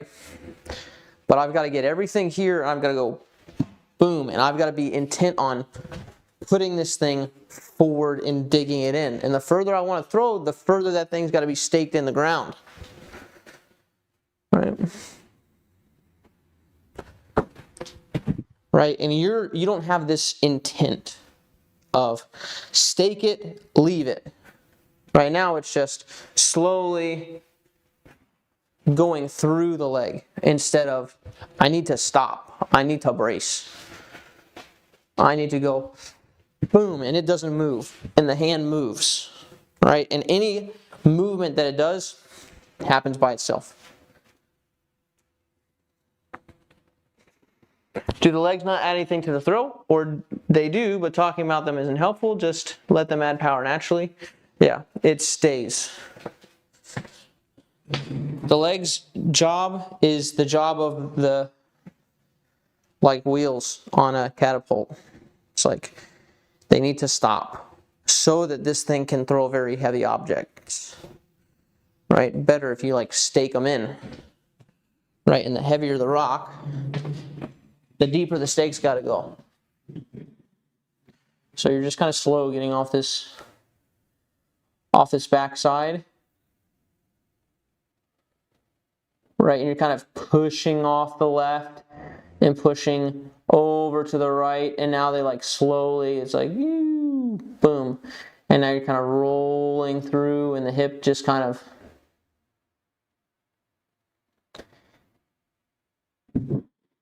this is a worse version of what you're doing. You're doing like the high level version of this.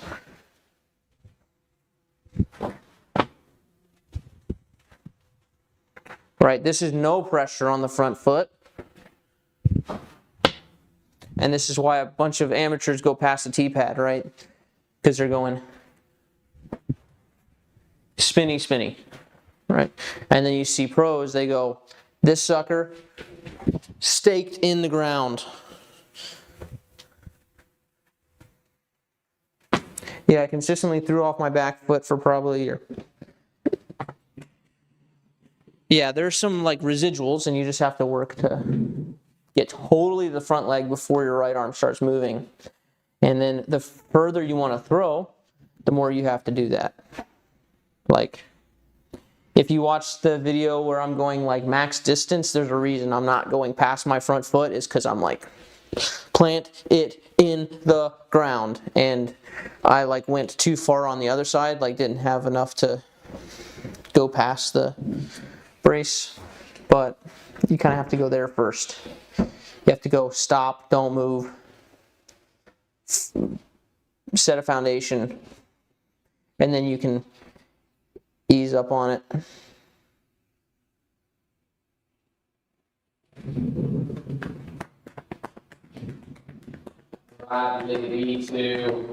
Hard for me to get into that position without feel like I'm going way over my front leg. Yeah, you have to put a lot of pressure on it, and you have to get it far out, right? Yours is far out right now, but your weight is so far back on your left that you're like rolling it slowly here instead of just going and jumping onto your right. So I'm saying jumping, but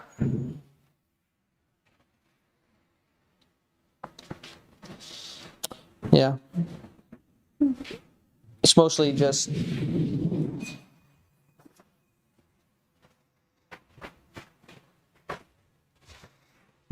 boom. Right? I could like really push off of this and just trusting that leg to catch more and more.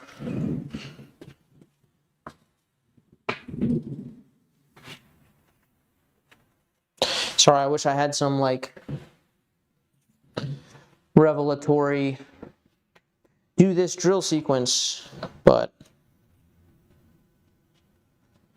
just get to the front leg and get a lot of pressure on it. So, and keeping the body back is just like staying further away from it almost with your head, your chest, right? Or pushing harder there to push your body back. Yeah, it's very much a trust thing. Could sideways lunges help with the feeling of going over? Yeah, I mean, all of these are helpful, right? Right? This is obviously worse than that. And the faster you want to throw, the better you have to do that. And with more speed and more pressure on the front foot and more power. So, people who can't do what I just did aren't ever going to brace.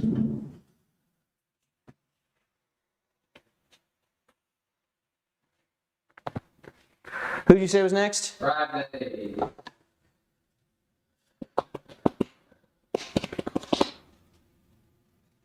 Ooh. As a Saints fan, I don't know that I can do this. No, lucky for you, I stopped watching football when I got into college, basically. Took up way too much time.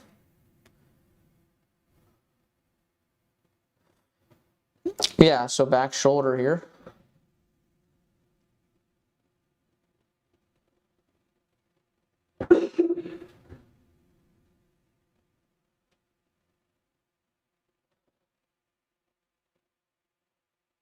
So the shoulder's moving forward. You see here, it's here. And you're going to kind of start opening up the chest. Right, this is kind of like carrying the box with you. So you're here. You go boom, you get boxed up, and then you turn. And then you throw out. Right, so what that's doing is you're going here. First part of the swing, stop. go over here, and now I'm going to start my swing. Right. Instead, what we want to do is we go back here, and now hand goes forward and it doesn't stop going forward. It's one move with the hand, right? And we actually go here, the angle is kind of wide with the body, right? Wider than 90. We go here, and then the angle keeps opening up here, right? So once we get here, might be around 90, right? But here the hand continues moving forward and kind of opens up that pocket. As it moves through the pocket, we should say, so if the pocket's here, you're going to move through the pocket here, and this angle is going to open up. Instead of getting the disc in front of you because you had here and the chest took the disc forward, instead of that, here, let the hand pass the body. Let the elbow go past the chest. Yeah, right now you can't throw faster because you can't spin your body faster. Right. Yeah. Because right now, if you want to increase the speed, it's so attached to your body, twisting faster instead of just moving the hand faster. Here, the cap is arm speed, which is a nice cap to have. Because if it was based on spin speed of the body, nobody would be throwing far. So here, move the hand forward, past the body. Move the hand straight forward. Leave the body passive.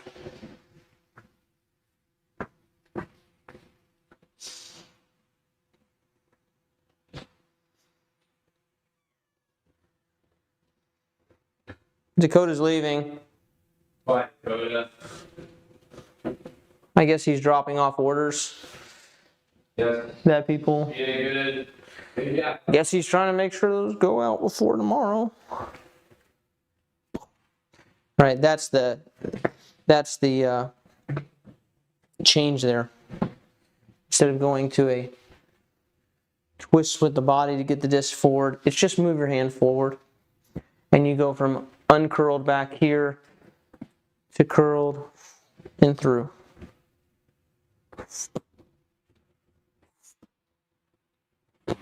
Boom.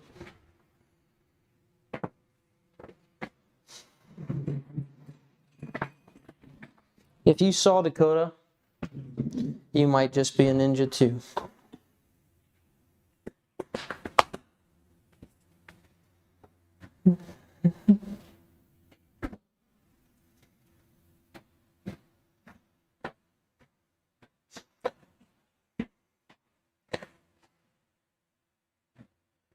It's funny. Oh, that's not me. We did this for something else. There's a man on a mission to brace.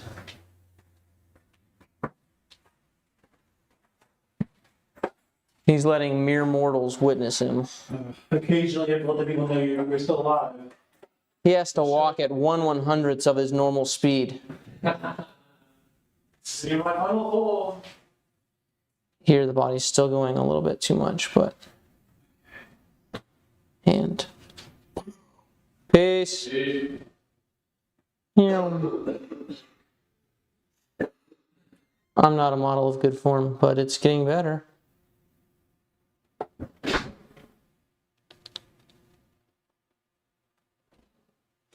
really going to show you guys this guy.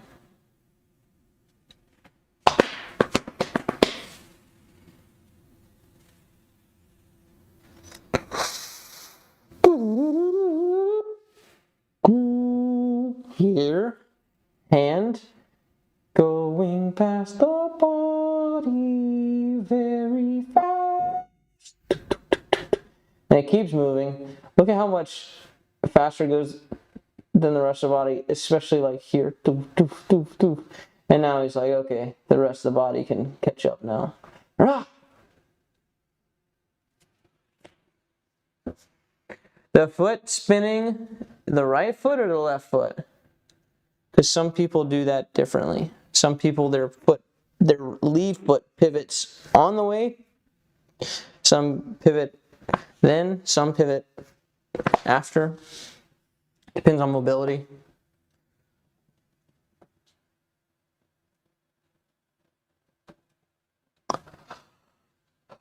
With a foot, what's the twist? Let it twist. I mean, you want to plant.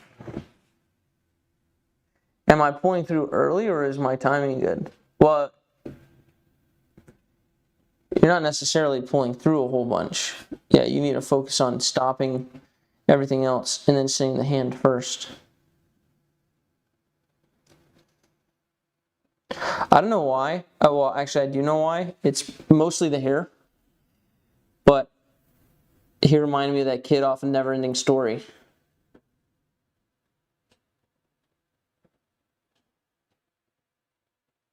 It's almost all the hair. No, the body type's similar. Never-ending story.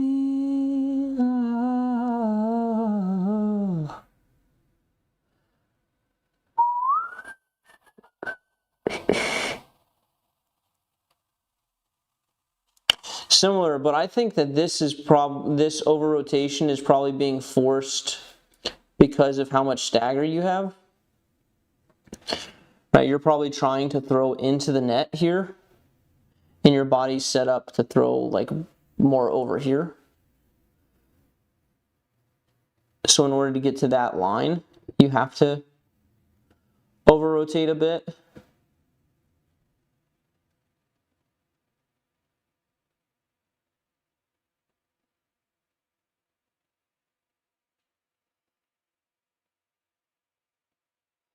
Yeah, so you're basically, you've got to work on the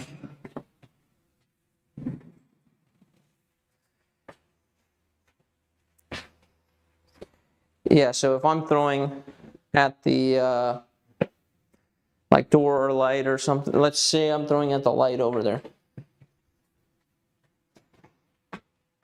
And I'm over here. Well, obviously, there's no way to throw straight and get anywhere near the light, so your body says, I've got to redirect where I'm throwing and then I can throw. So it has to use the rotation to get you back towards your target. So contextually, you need to make sure that you're like lined up towards your target. So if I'm throwing towards this, why don't we just use the tools that we buy to demonstrate these things, you know? That's way too easy. What is the point in buying teaching aids if you're not going to use them? Hey, yeah, that didn't work.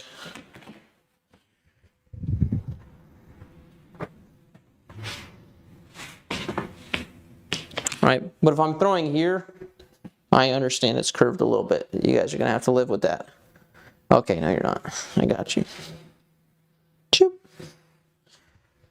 Yeah, so obviously if I'm throwing down this line and I'm coming across here, my body cannot go straight. My hand can't go straight to the line, so my body's gonna go here, and now I can do the line.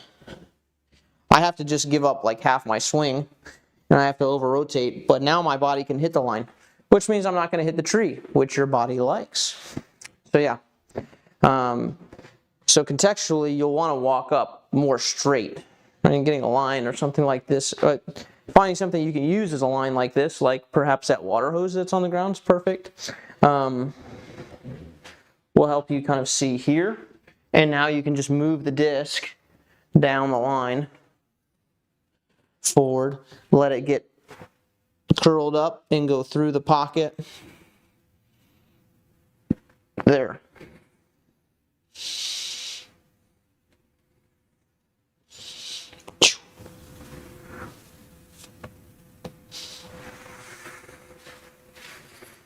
Could be a good use of the Tech Tube TM.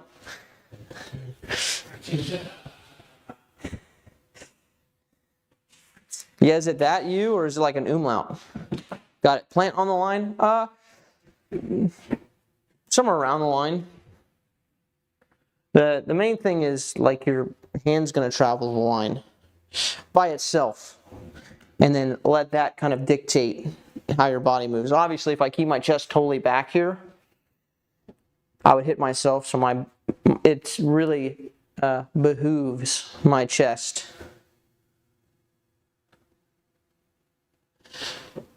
to move at that point to get out of the way of the hand.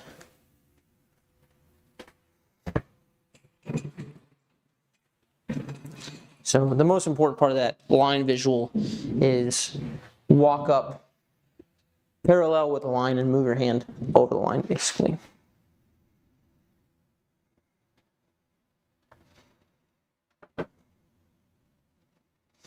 Okay, 2 people left.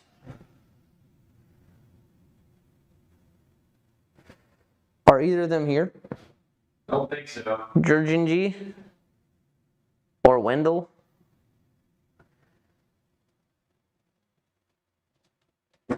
TechTube. TechTube.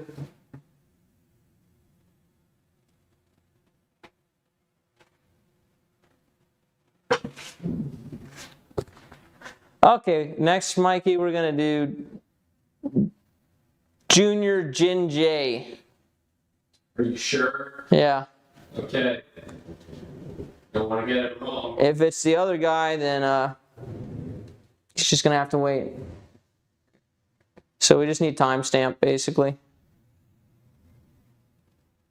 This guy's running up a mile a minute, which is fast.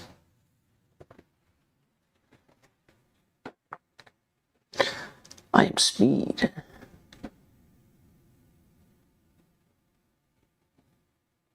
Oh, there's a Pro Pool. We could do Pro Tube. Pro Tube. Pro Tube. It's a pool noodle surrounded by gyroplastic for extra stability with gyro technology.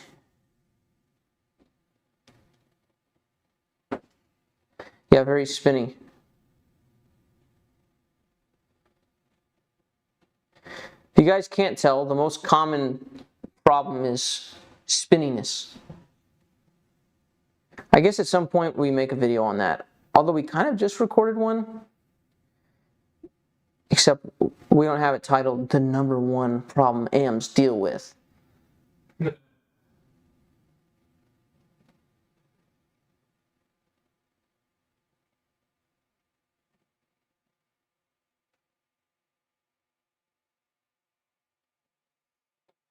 Here's like here's like decent posture here. If you stay over it like this, just stay over right there. And then go forward with the arm. Right, usually when people stand up, they're also turning forward. Pro Pool Tech Disc, this guy geeks.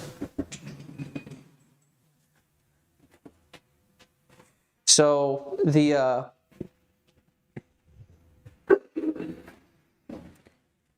keep your posture here. This is great, right? And then we plant, and we've got our base. And from here, the hand needs to go forward, right? So this is not forward. This is up, right? So it doesn't really serve us well to like change our posture there. So that posture that you have here, keep it.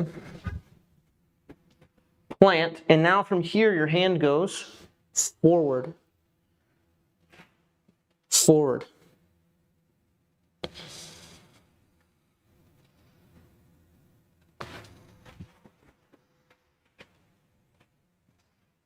So nothing else needs to move really, except for the hand. This, forward, this, forward. If you start twisting, you're going to want to stand up. Does it feel like you're whipping your hand when you do it right? Yes, because your hand, as you're moving forward, okay, let me clarify. It feels like your hand is whipping when you do it right. It feels like you're throwing it forward when you do it right. It feels like you're moving the disc directly forward and your hand just gets through this curled position, and as you go forward, it uncurls, and so it whips. So, but if you try to whip your hand, like the reason a lot of people get into this position is because they're trying to whip the hand, right? You're trying to go, and you're trying to backhand slap somebody, right? Which is not the worst cue in the world, depending on how you think of a backhand slap, but from here it's just forward. That's why this cue of elbow is so prominent, right? Elbow forward, because as you move the disc forward, your elbow is going to go past the body. Here. Right now what's happening with, I forgot, Junior Gen J, I don't know what his real name is, just his username, is it's here and it's around, right? And you can spin and fling your hand out. You can do that. It's just slower, it's less efficient than moving your hand through. There. So, got to learn to keep the chest back.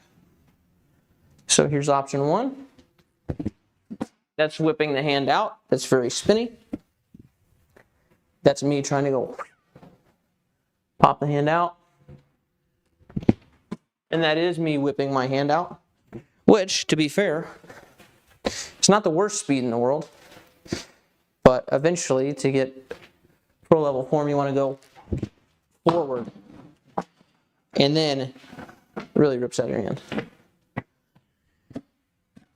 Then you can actually use whip mechanics, which is curl.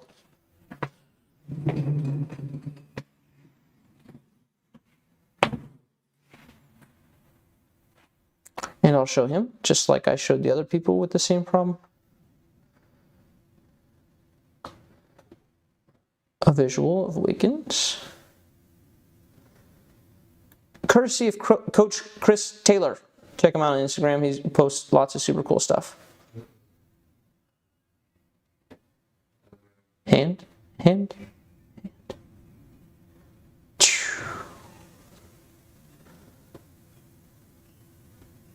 So here his hand is very forward.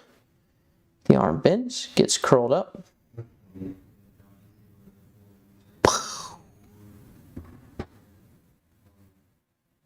Changing scenes and stuff. Wendell, Mikey. Last one.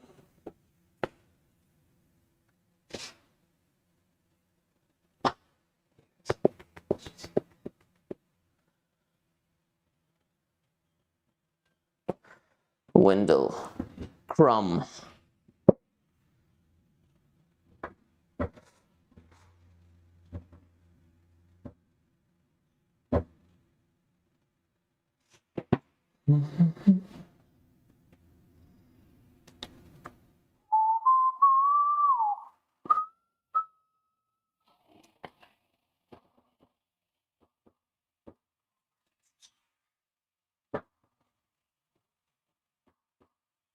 Same deal here.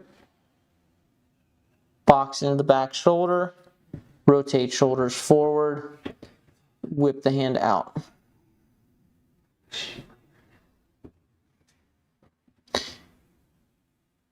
Yeah, he's supposed to be putting timestamps inside the Discord. Hey, relax. I can always go back and do that.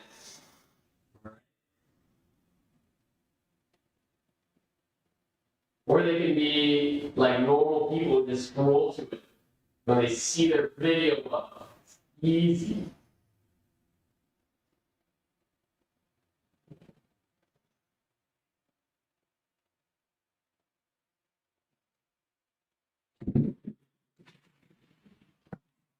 Does his upper body being that far back just add distance to the pulling path for the disc to travel along?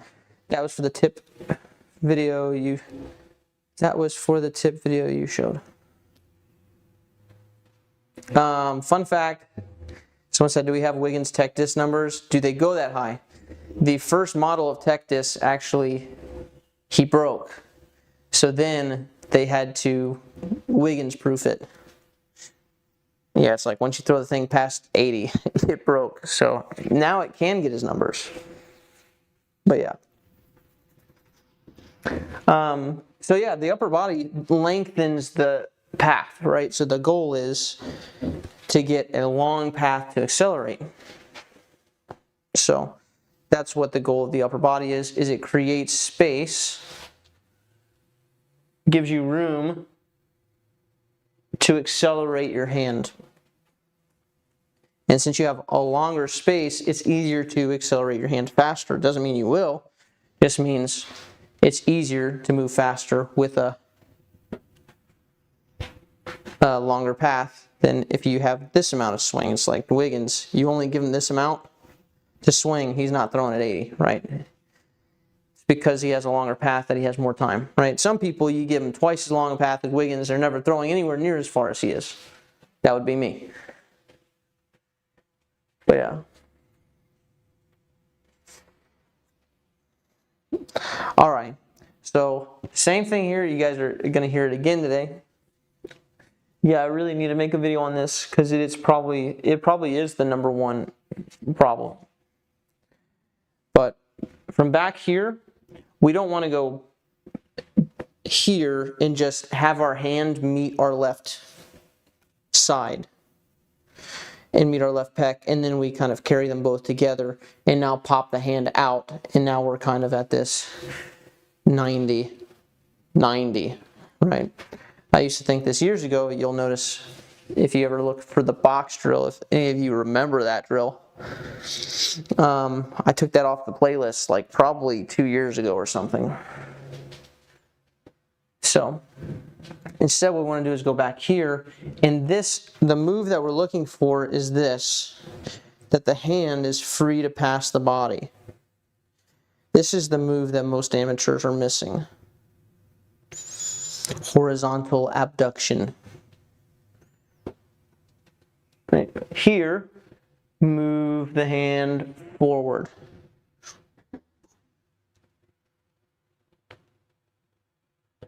Straightforward. Right, and eventually, first we start by isolating just the hand. Move the hand forward. I use my left hand on my chest to make sure, so I can feel this. And right here it feels like I'm throwing behind me.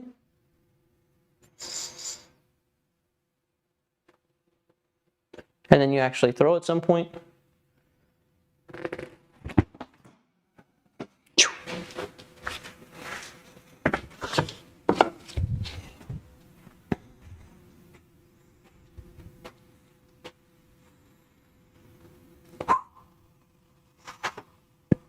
Yeah, I usually just use a drop line. Doesn't need to be complicated. Right, there are a couple ways to do it. I mean, you can even go up against a wall and have your hand on the wall and move your hand past. Right, what this would do is you'd be trying to push against the wall here and take your hand out and through the wall, which is not what we're trying to accomplish here. This, you would drag your hand across the wall. You want to get kind of close to it though, like this length away. Just a little bit more. That's the move. So yeah. Here. And if you try to keep your forearm along that wall, your shoulders will have to turn forward basically. And then your elbow eventually comes off and your hand goes down. I just really felt like Seabass there for a second. Because I went, and then I realized, I think I've heard him do that before. It's a coaching thing. Sound effects. There. So the hand has to pass the body.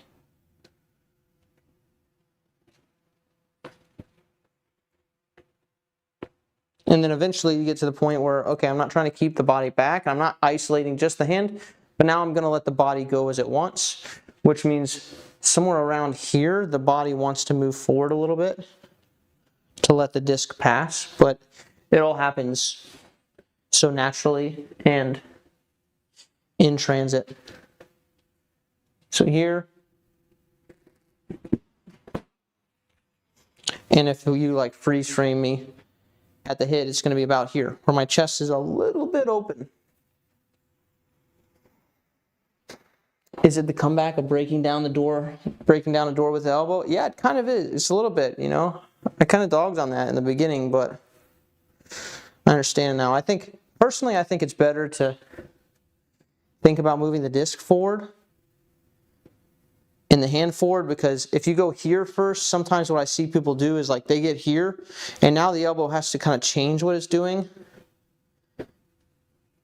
Because really, if it was like a door, you'd go here and then you go here, which you would never do.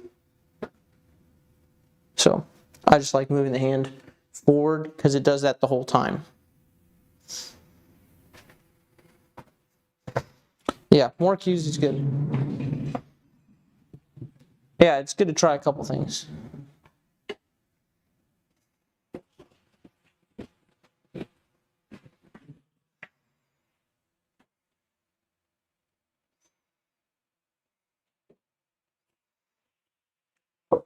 All right. Woo! We're done with that. Feel free to ask a couple questions. Again, we've got those, they're not Jawbreaker, they're Z Flex cap wraps. They feel great. We've got those on the website. I don't know how many we have left. We have sold a bit of them, and I can't see the box from here.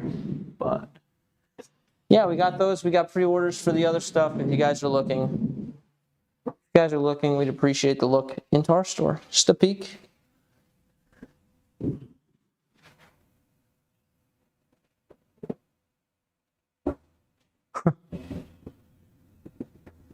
If I'm having issues with backpedaling too hard, is there a different issue that could be causing that? Well, backpedaling is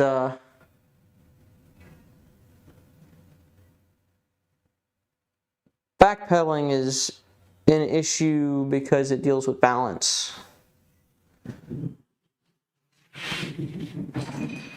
Right, so backpedaling is if you're here and your body's like just trying to catch yourself the whole time, you're not really in control. So it's more important to me that you're able to move controlled. Backpedaling is like you're falling and you're at the mercy of your body weight, and your feet have to catch your body every time.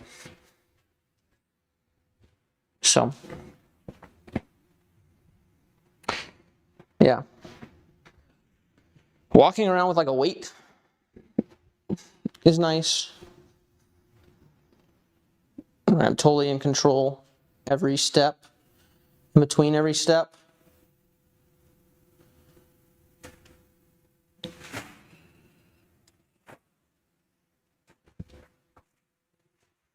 So it's just important to work balance and to learn balance. Show you guys one of my fun coaching tools.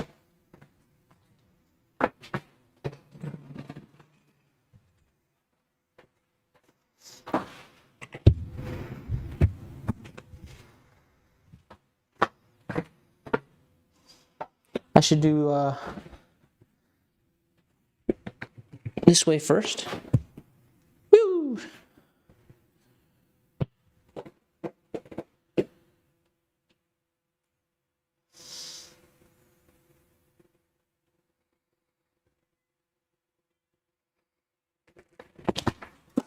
Ah! I couldn't hold it.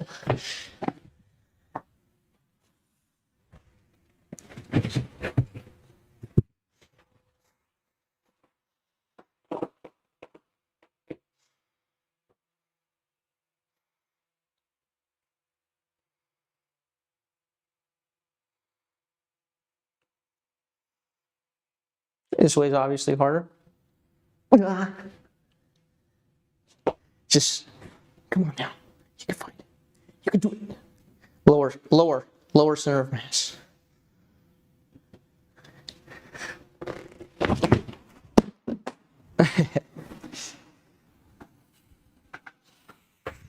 Yeah, it's good for ankle stability. I was even putting off of this the other day. It's easier to putt off of it instead of a full throw.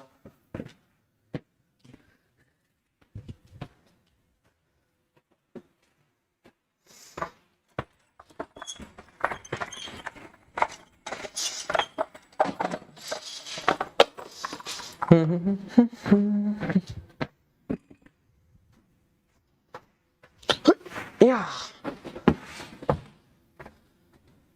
This is probably too close to the wall. People talk about kicking the back leg.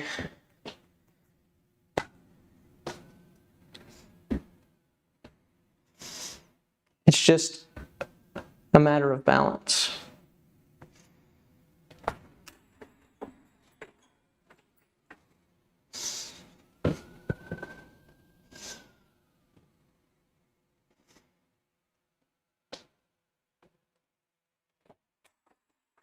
Yeah. What a scrub. Uh-oh. You give him all the easy ones.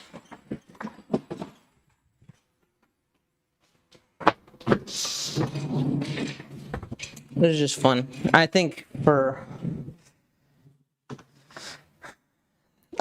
all pro players would be able to do that. How's your putting yips? Hey, better. Better. Yeah, I figured out I figured I would just learn to putt every way. The hard thing was, like, I got a couple let's see a turbo. The hard thing about yips is it makes you not want to focus on the things that you need to focus on so that you can adjust. So it's like I was telling somebody earlier, turbo? I think I turbo on my left.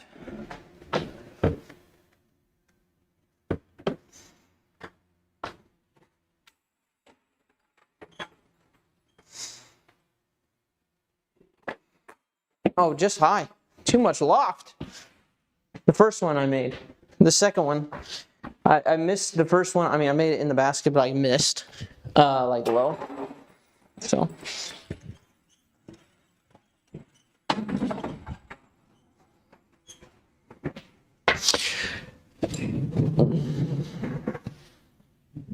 Yeah, so scoobers, turbos, spin putts, push putts, all those things.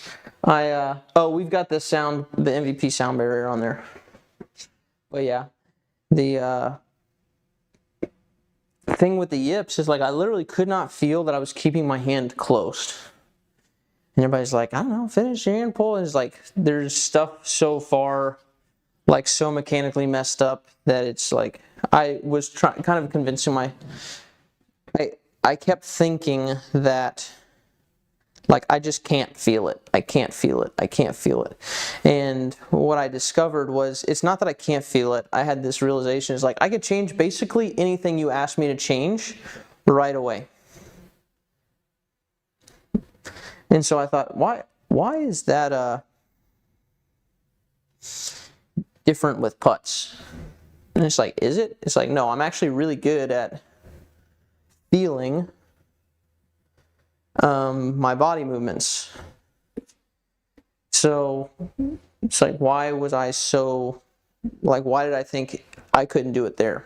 And so it was just telling myself, okay, focus on what's actually happening, like how the disc is coming out of your hand, because usually the yips are where you do something like really strange, and it's on a level that you can't just like see most of the time. So it's like I could not see, I couldn't tell that I was missing right because my hand would open up. Like here, let me open my hand just a little late. I'm going to aim way left of the basket so I don't. I'm going to aim like at that cone over there. I don't know that you guys can see that. But I'm going to aim way left of the basket. And it's like how did my hand finish here? And then it still went right. Right? And so you're just like looking at how did that happen? My hand finished straight. My hand finished straight. My hand finished straight. And it's like, how does it keep going right? And it's like your mind goes there instead of just like feel what's happening with your hand. And if I was able to just like calmly feel that there was like a grip, like a pivot point on my putt that doesn't happen on drives, then like once I was able to feel that, then I can say, oh, now I can change it. So instead of that, like I just need to open the hand. There's a pivot point. Right? And there's an open. So yeah. Yeah, commitment doesn't help if your hand's closed. It makes it worse. And that's the stuff that people would say. It's like, just commit. It's like, great. Now I commit and I've got a pivot point here and my hand is closed and it just makes me grip lock more and further. So committing's not the issue.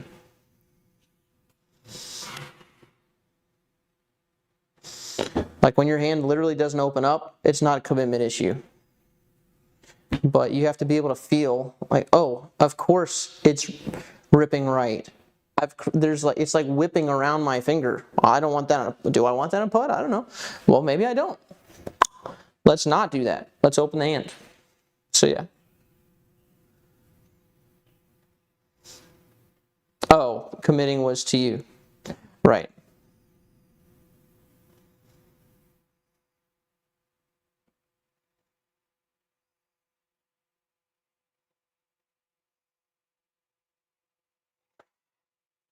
Yeah, you want a clean release. So, and mine was very not clean, and I couldn't feel why.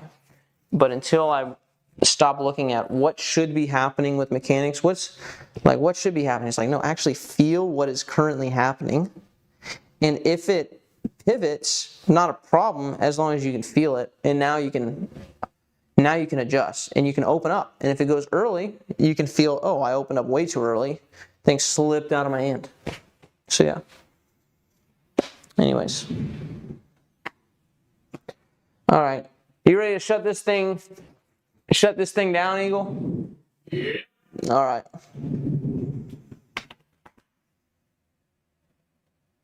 Simon's putt, yeah. Actually looking at Simon's putt was helpful for me. Simon's putt, yeah. We'll break that down another time. Peace out. I realize you guys gotta look at me side on and see my double chin if I'm gonna read chat. Yeah, Simon's putt. We'll just break that down later. So, let me. Bye. Is it peace? Yeah. All right.